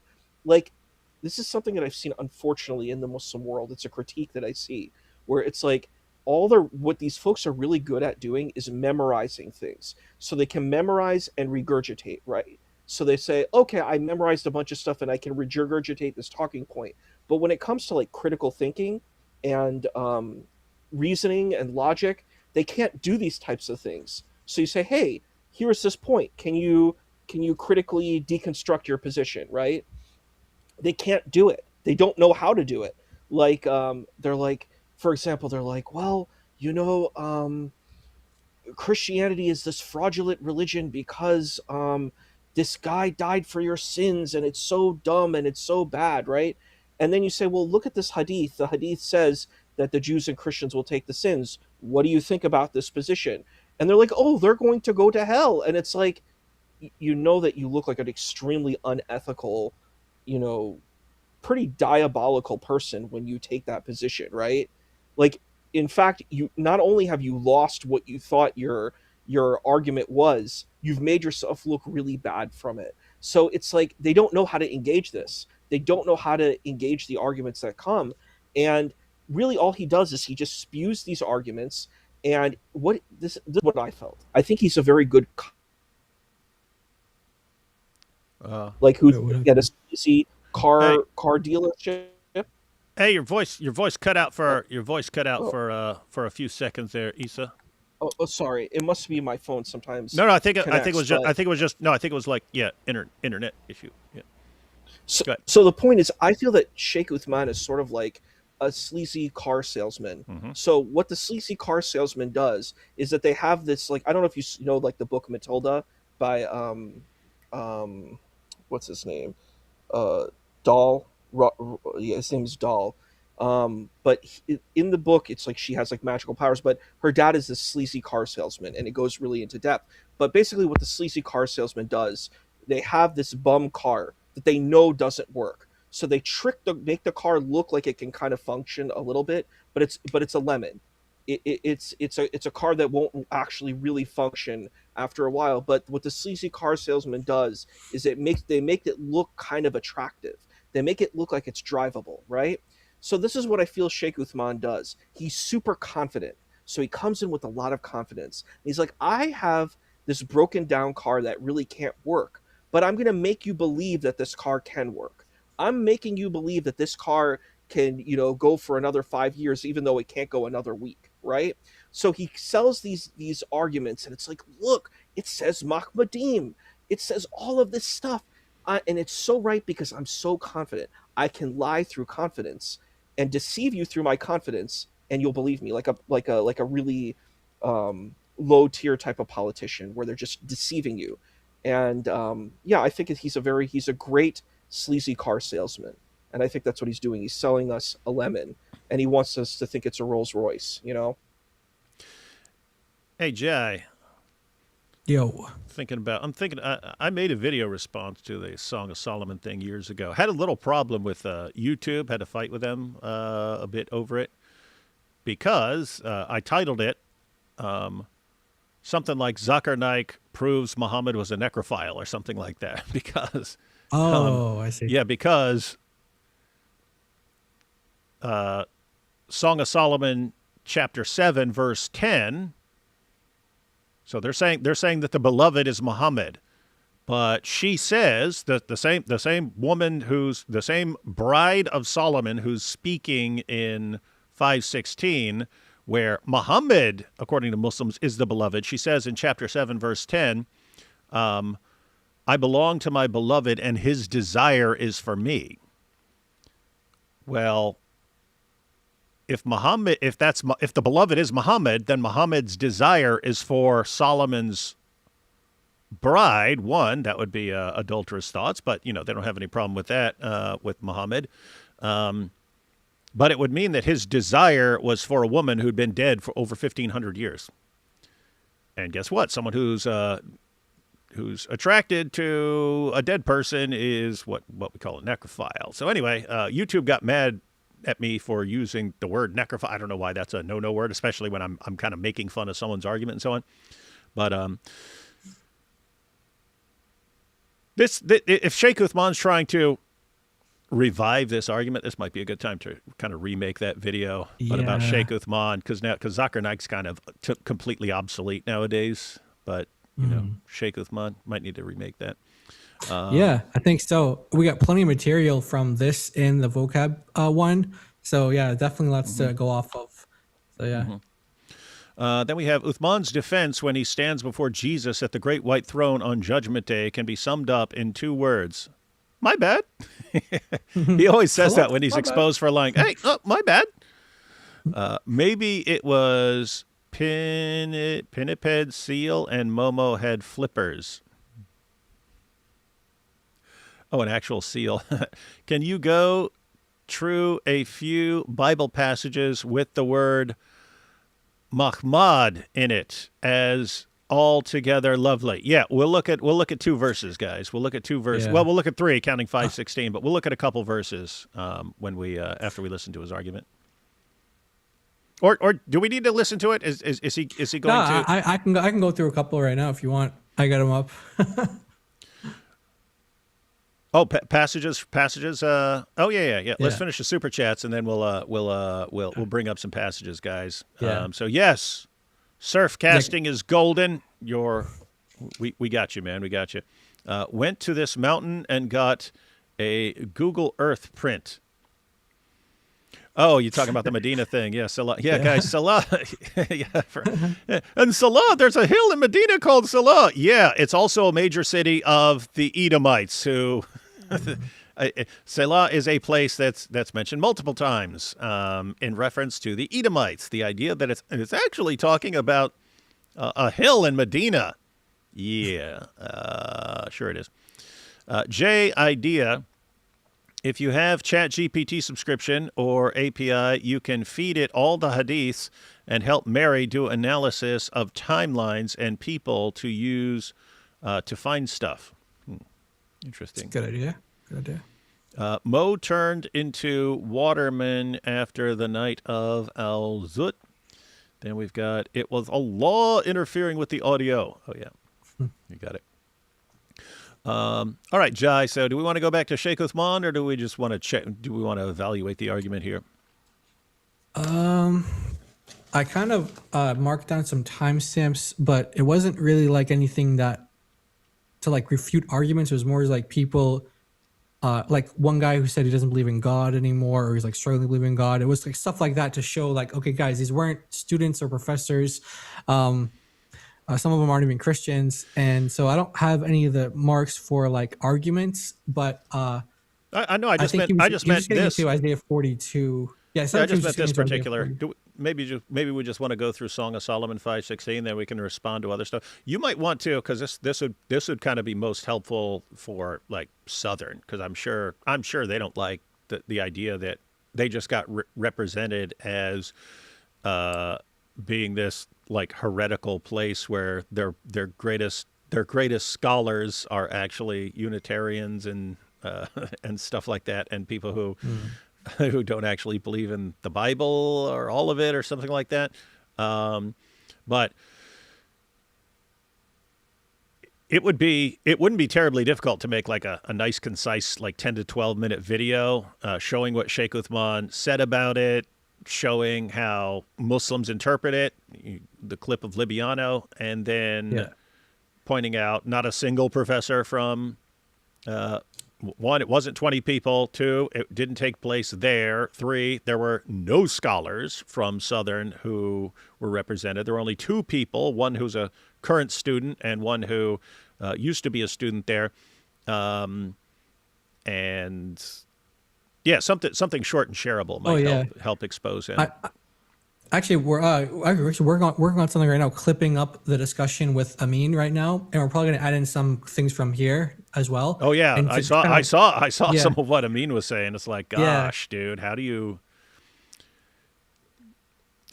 So I was thinking I'll give like a little introduction and just like let the clips play, you know. And so I think that will be useful. We could send it out and see if people, are interested in doing anything else, because like you said, there is a lot of misrepresentation there for Southern, and even if it's not a legal thing, it should just be like, I don't know, I don't know how they want to go about it, but if they want to do anything, we can just help them out in any way we can. So we'll put up the clips together and see whatever happens. We're here to help, guys, and for my part, I will make a response to Sheikh Uthman on Song of Solomon 5:16, because it should be massively embarrassing to Muslims. It should be massively embarrassing to Muslims. I know you got some stuff, Jai, but let me go ahead and pull up some passages. It'll take me a few seconds to kind of pull up each passage, because I have them elsewhere from a presentation where I brought up some of these. But check out what we got here. No, hang on.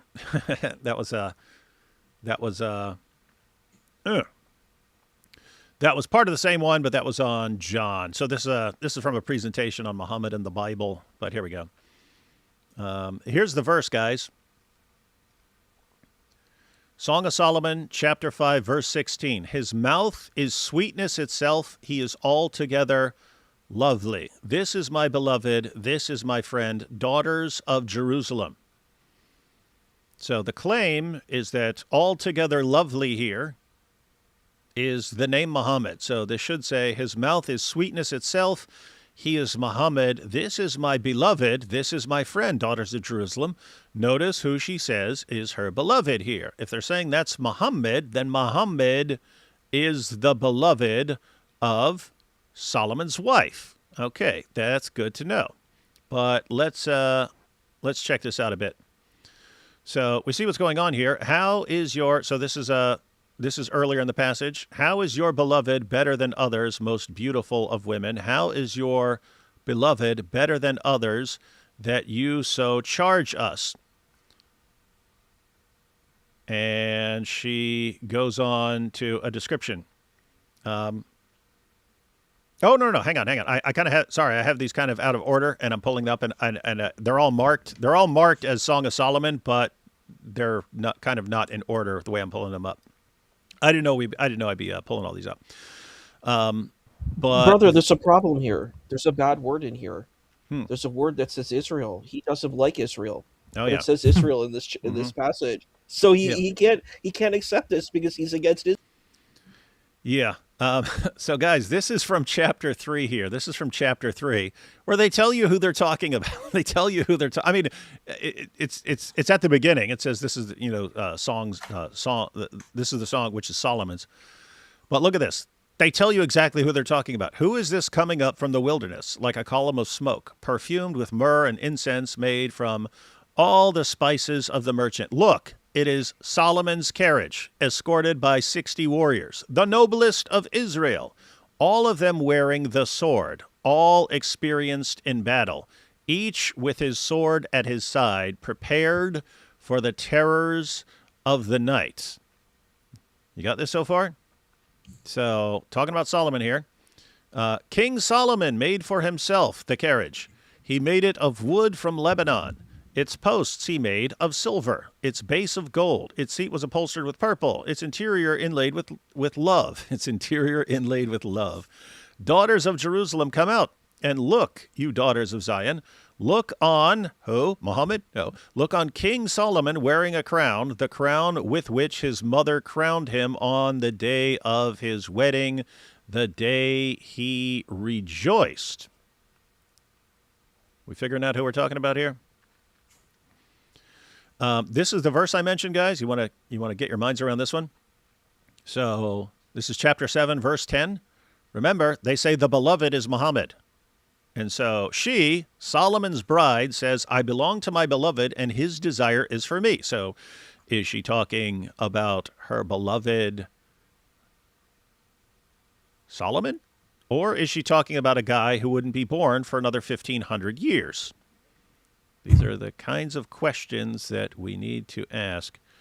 Oops, hang on. I keep bringing it.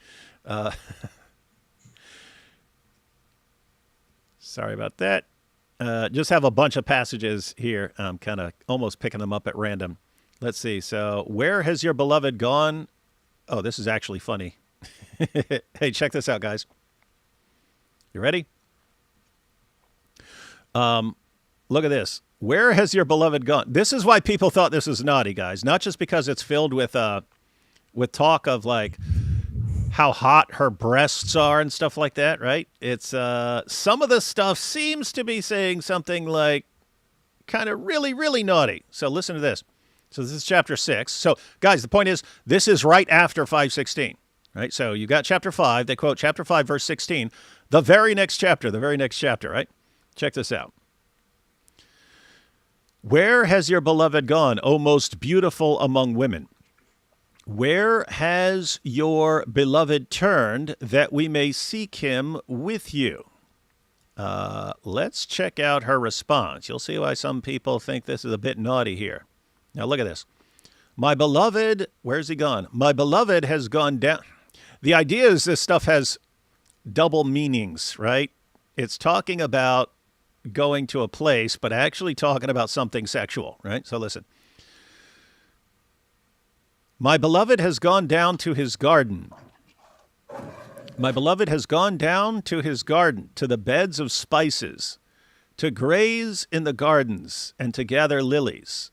I am my beloved's, and my beloved is mine. So keep in mind, she's talking about Muhammad here.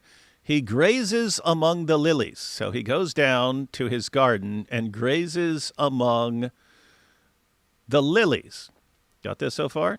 This is where they're going for a prophecy about Muhammad. But you look just a little in the same chapter, then it talks about what she's doing. So he goes down to the garden and grazes among the lilies. Then she says, I went down to the nut orchard. I went down to the nut orchard to look at the blossoms of the valley, to see whether the vines had budded, whether the pomegranates were in bloom. Before I was aware, my desire set me among the chariots of my kinsman, a prince.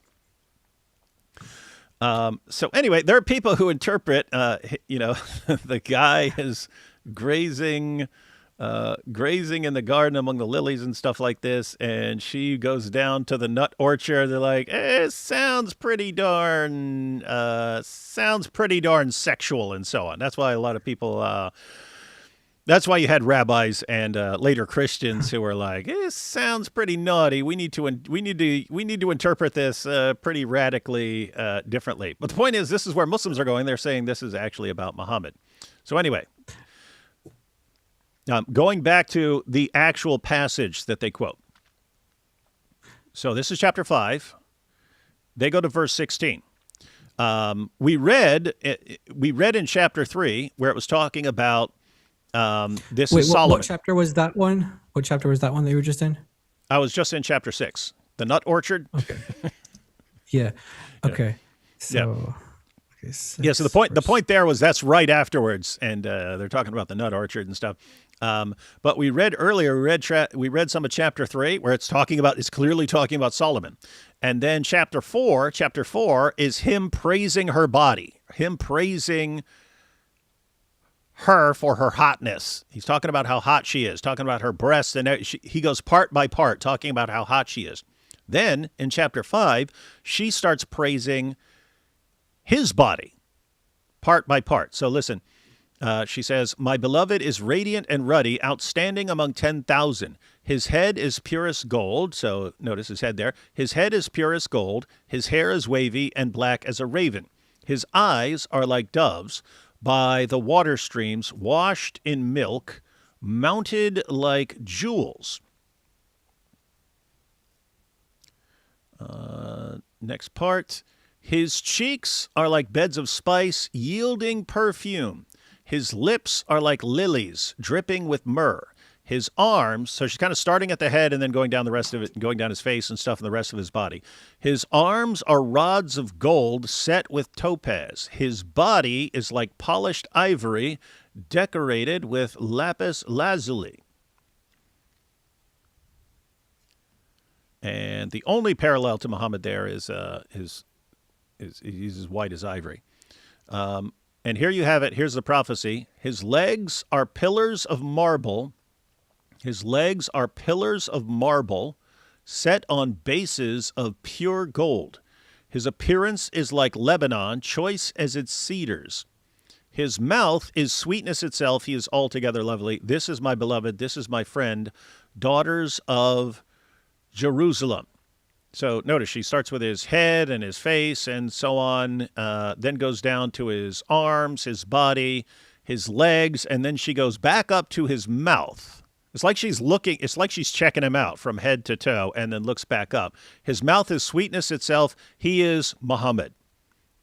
So according to the story, this was actually Solomon's bride getting a vision of Muhammad and lusting after him. Now, as we were pointing out, the word that they want to translate as Muhammad here occurs in multiple places in the Old Testament. The word's Mahmad. Here it's plural. Why? Because it's talking about it's all together. It's talking about all his body parts and then says he's altogether lovely. It uses the plural here. Mahmadim. But if you want to say Muhammad is actually the name Muhammad, it's actually the name Muhammad, you get some interesting stuff. So this is the book of Ezekiel, guys. This is the book of Ezekiel, chapter 24. And here you have God telling Ezekiel that his wife's going to die. It says, the word of the Lord came to me, Son of man, with one blow I am about to take away from you the delight of your eyes. Yet do not lament or weep or shed any tears. There's going to be a parallel with what is about to happen to Jerusalem. But right here you have, notice what it says there, the delight of your eyes. The delight of your eyes. The word for delight there is Mahmad. The word for delight there is Mahmad. What did Sheikh Uthman say? You don't translate a noun. You don't translate a noun. And what he means is you don't translate Mahmad. That's a name. Okay. So, son of man, with one blow I'm about to take away from you Muhammad. But this is about Ezekiel's wife. So, according to Sheikh Uthman, Muhammad was Ezekiel's wife. Y'all catching that?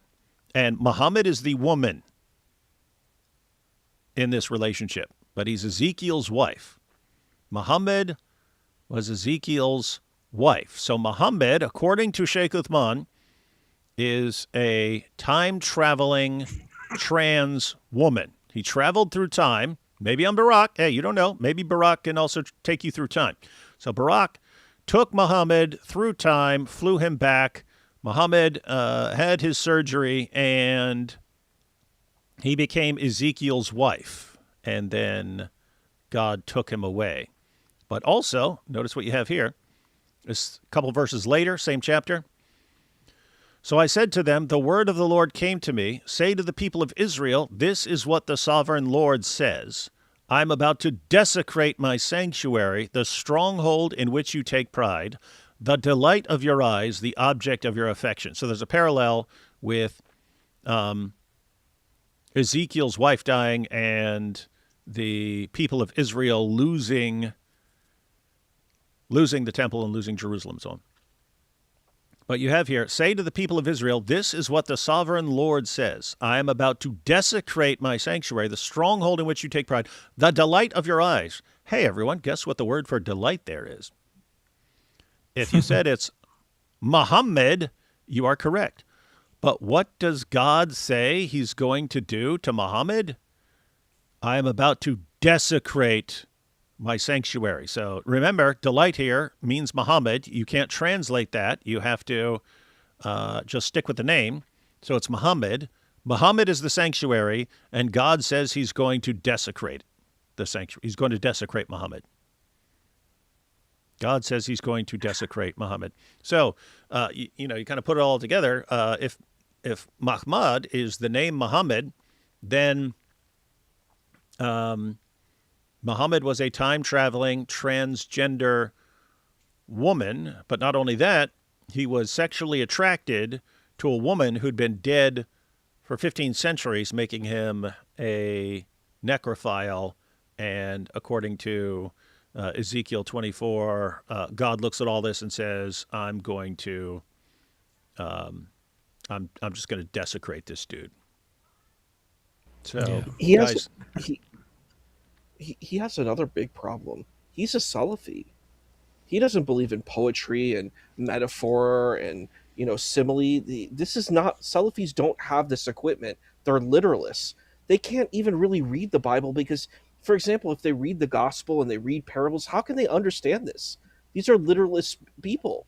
They can't understand these texts.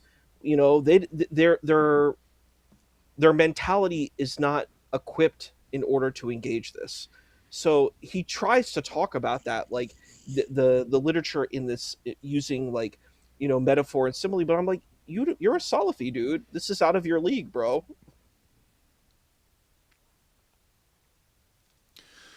Paul here says, some polemical discussions suggest it refers to Prophet Muhammad in Song of Songs 5:16, but mainstream linguists and Hebrew grammarians note it is simply a standard descriptive noun, not a proper name. Yeah. Yep. Yeah. It's a word that appears in multiple places in the Old Testament.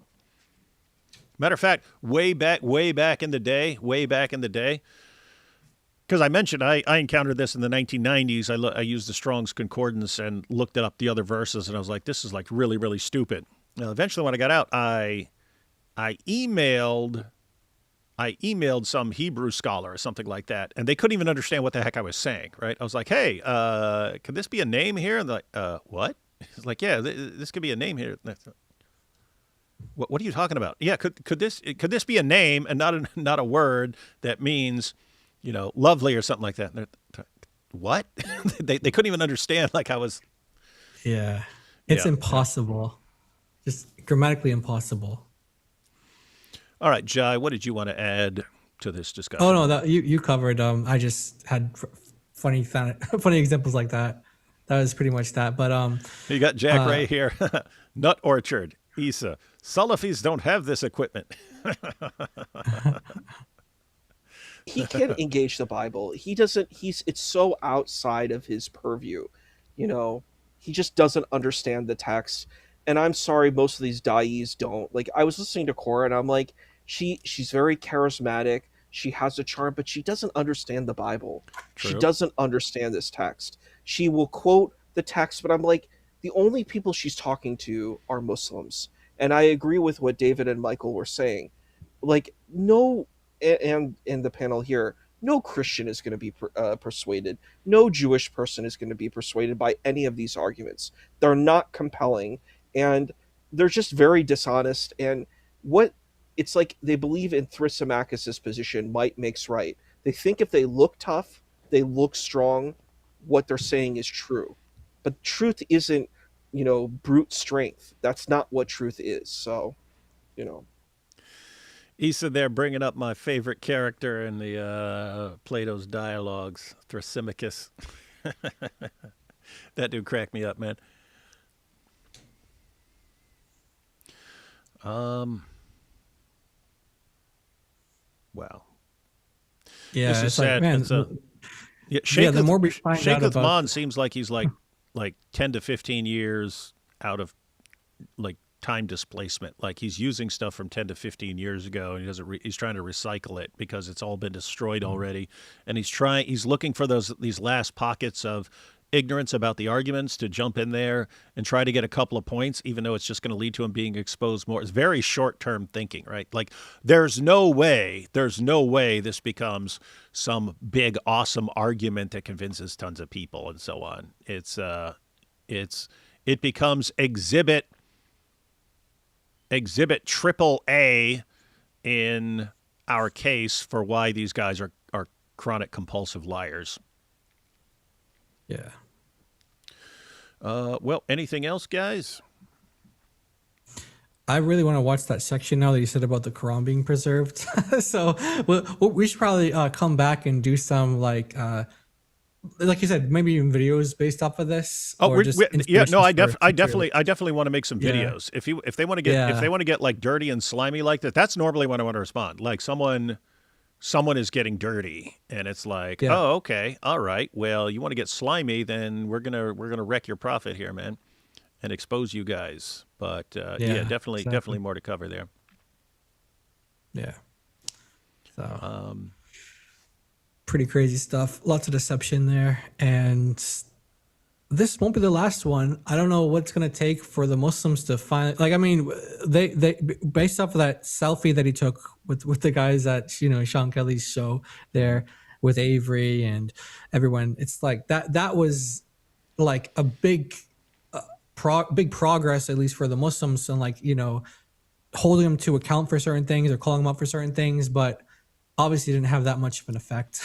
So yeah, I know. No, but I mean, think about how because we saw that think about how massively dysfunctional this is.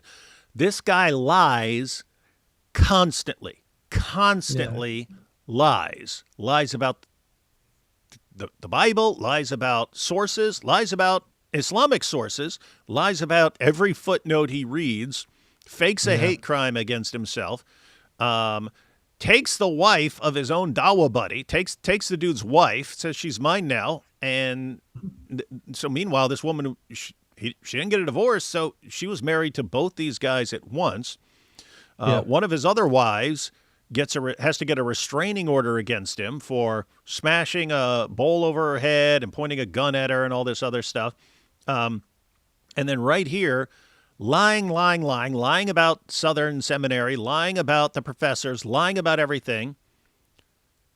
What do they actually get mad about? Oh, you gave dap to Avery in a picture. That's what they get mad at. It's like, wait, you're like endless lies and deception doesn't bother you even slightly. Never a peep. But being in the same room and being friendly with Christians, that's where we draw the line. You guys are telling us you guys are telling us a lot about your religion. You are telling us a lot about your religion, and it ain't good. It ain't good, guys. But we're here to expose it. Let's take these last super chats We're here for it. Mo turned into waterman after the night of Al-Zut. I already read this. Let's see. Uthman Ibn Scandal. His new name. I saw someone call him Uthman Ibn Shawarma. That's a pretty good one. Hey, he got two new nicknames here tonight, guys. That's good. Yeah. Totally fake debate from the little I saw on Life's Rant. I doubt it took place where he said it did. Has anyone verified? Yeah, where are you jumping in? No, it didn't. We've already gone through that. No, it definitely was not at the place he said it was. He said it was at the seminary. It was not at the seminary. That was a lie. Don't know if this is a good time, but could you react to this vid real quick? Jesus himself refutes the Islamic dilemma. Brooke Woodall? Brooke Woodall? No, not going to do that right now, but I'll check it out later and see if it deserves a response. The poem is a prophecy of the night of Al-Zut. Yeah, that would be the best case they could make about that. You telling me Momo wouldn't be into that? Oh, yeah. Yeah, he would. Just that's not what the book's about. Thank you, Dr. Woodjai, David, Michael, and Chet. Hey, Issa. Haven't heard from Issa in a long time, so that's good to hear from Issa. All right, guys, final thoughts on all of this before we jump out of here. Man, it's just more and more deception coming from the Muslims, more scandals. And as you guys will see, I think Life already did a reaction to the discussion with Amin. I mean, these guys are just such liars. Like, they will not even admit, like, when something's clear as day in front of them, they'll just lie, obstruct, and just, dodge. And it's like, when are they gonna wake up? We just pray for them. Yeah, pray for them. Pray that they repent. Pray that they come to the Lord Jesus. And I hope that also inspires and encourages more Christians to, if this ever happens at like some seminary or university near you, to kind of like, prepare other people, help prepare other people, prepare yourself. And, if he ever comes by or some other Muslim group does, then, hopefully we see, see maybe some more of these debates and discussions, but not the way that Uthman is trying to portray it, right? Like, we're like just getting people who don't know like really like about Islam or about the topics that he's going to discuss, and get people in there that are aware of his tactics and his arguments, and that's kind of what we want to see more of, people exposing him. Yeah, and it's super weird. It's like, okay, 26% of young people are leaving Islam. We've got the avalanche of apostasy. We're in all kinds of, okay, we need to lie more. That's what they do. Oh, no, things aren't going well. Let's lie more. Okay, that's not working. Well, lie even more. Okay, it's still not working. Let's lie about this entire school. Yeah. The truth does not need that, guys. If you have the truth, your response to everything is not, I need to lie even more. I need to be a more prolific liar. But that's what dawah is. Issa, what do you think, man? What do you think about your religion? You're funny. And what it leads to? It's so interesting. The kind of Islamic stuff that I learned was not this stuff. It's a lot the kind of what I learned about Islam growing up was very similar to like Christianity. Yeah, it was much more like you had spiritual teaching and wisdom teachings that taught you how to be a good person. This type of stuff, I don't know. I can't disagree with what either brothers are saying. Like, it's really horrible. It's really bad. It's really dishonest. It's really evil. Like I don't know how else to put it. It's very evil stuff. What Sheikh Uthman has been doing, it's very disturbing because he's not just doing these like fraudulent debates. He's setting it up like it's like a, you know, like a wrestling match. It's like the sham that he's setting up where it looks like, you know, we're going to see a real kind of tournament, but in reality he set up the show for him to win. You know, he's going to win every single match, you know. He's trying to set up his opponents to fail. He does everything he can where he's not going to have an honest, fair debate. And he did that before, but it didn't actually turn out well for him. He failed in the first debate. Despite him trying to set up this trap, it was a failure. And people saw it, you know. He looked very bad. He didn't win any of the debates. He lost every single one, objectively. There's not one point that he won. He lost everyone, you know, very, very badly. And in this debate, he's like, oh, I can't do that. I have to do the Zakir Naik. I can't actually debate people who know what they're talking about. So I have to set it up where I'm going to bring kids here. I'm going to bring people who are going to agree with me, like the Unitarian. I'm going to bring up all these people where it's not actually an honest debate. It's going to be completely dishonest. And it's disturbing. It's a very disturbing thing. Just be honest and have a conversation. But the problem is this type of community is not interested in honesty. And they're actually pretty scary because imagine if these people had power, like the world. They would be extremely dangerous. Imagine, the thing is, these people are very even open about like child marriage. What an evil thing to be okay with. I honestly think, and I would, you know, kind of abjure to like all the Muslims, they have to abandon this Aisha being 6 years old. You have to abandon this. Even if it's not in the sources, you have to leave it. You have to abandon it because it's an evil idea to have your teacher doing that. And I get it. It's a difficult thing, but you can't accept this because it is such a bad thing. You can't have a teacher believing in child marriage. Like it's just really unacceptable. There's a lot of things people have to work with, and you have to wrestle with these things, and you have to just say it's not correct. And my problem is when people are saying bad things are good, I can't stand with that. I can't say abusing children is good. It's wrong. It's bad. You know, I can't even think of, like, I can't fathom doing that. Like, that doesn't even exist in my mind. It's such a horrible, evil thought. And people, not only is it this existing in their mind, they're promoting it. We even had it in the chat today that people are like, yes, I'm going to support child marriage. And I'm like, you shouldn't be in the chat. You should be in jail. People, you know, like there was a movie called Sound of Freedom where this man goes, it was the same guy who played Jesus in The Passion of the Christ. He goes and catches these bad people, right? But these people are just saying, yeah, this is good. We'll call it marriage and that makes it okay. It's still abuse. This is abuse. It's child abuse. And I don't know how anybody can support the child abuse. And it's like, even if the text says that, you just have to say, okay, that happened a long time ago. It was bad. And we got to move on. Even if you're like a literalist, you just got to call it bad. You know what I mean? And move on with it. I don't know. It's so bad to me. But there's just like the debates are bad. I'm just, the character, these people have no ahlak. Jai knows this. I'm sure you know this too, David. Like good character, adab. They don't have good manners. They don't have haya. They don't have modesty. They don't have any of these good qualities or traits. Definitely no hikmah. And there's no hikmah. And I'm like, I'm sorry, the Christians are winning this. The Christians have better character. They have better wisdom. True. And the Good Muslims are doing bad, man. That's all I can say. And I'm very Good sad. point. I'm very sad Good by point. what I'm seeing. But Yeah. what can I do? Matter of fact, you brought up the child marriage, but that even came up in Sig's discussion with Sheikh Uthman's producer. He said he goes, nope, Muhammad didn't do anything wrong. And then Sig's like, wait, what? So how old was Aisha when he consummated marriage? He goes, 9 years old. Nope, it was good. It was good. It's totally great. So yeah, creepy stuff. What are you saying, Jay? Oh, there was a Muslim in the chat who said, as a Muslim, I would end another Muslim who came for my daughter.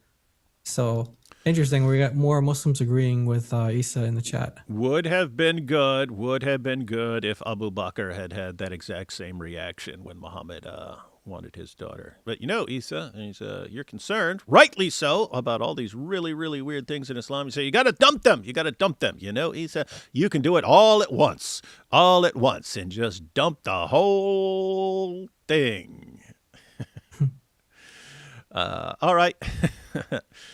And we'll just leave Isa to think upon this. Isa, when did Islam get hijacked, in your opinion? Long, long time ago. All right, everyone. I'll be back tomorrow. Should be on Hatoon's channel on tomorrow night. But before that, I think we're going to take a look at Cameron's video. Cameron made a video where apparently he recycled. I haven't seen either one of them, but apparently he made a video about Wes Huff. And then made a similar video about me. Haven't checked it out, but we're going to check it out live tomorrow. All right. Anything else? Good? Sounds good. Yeah. Right. Thank you. Catch you all then.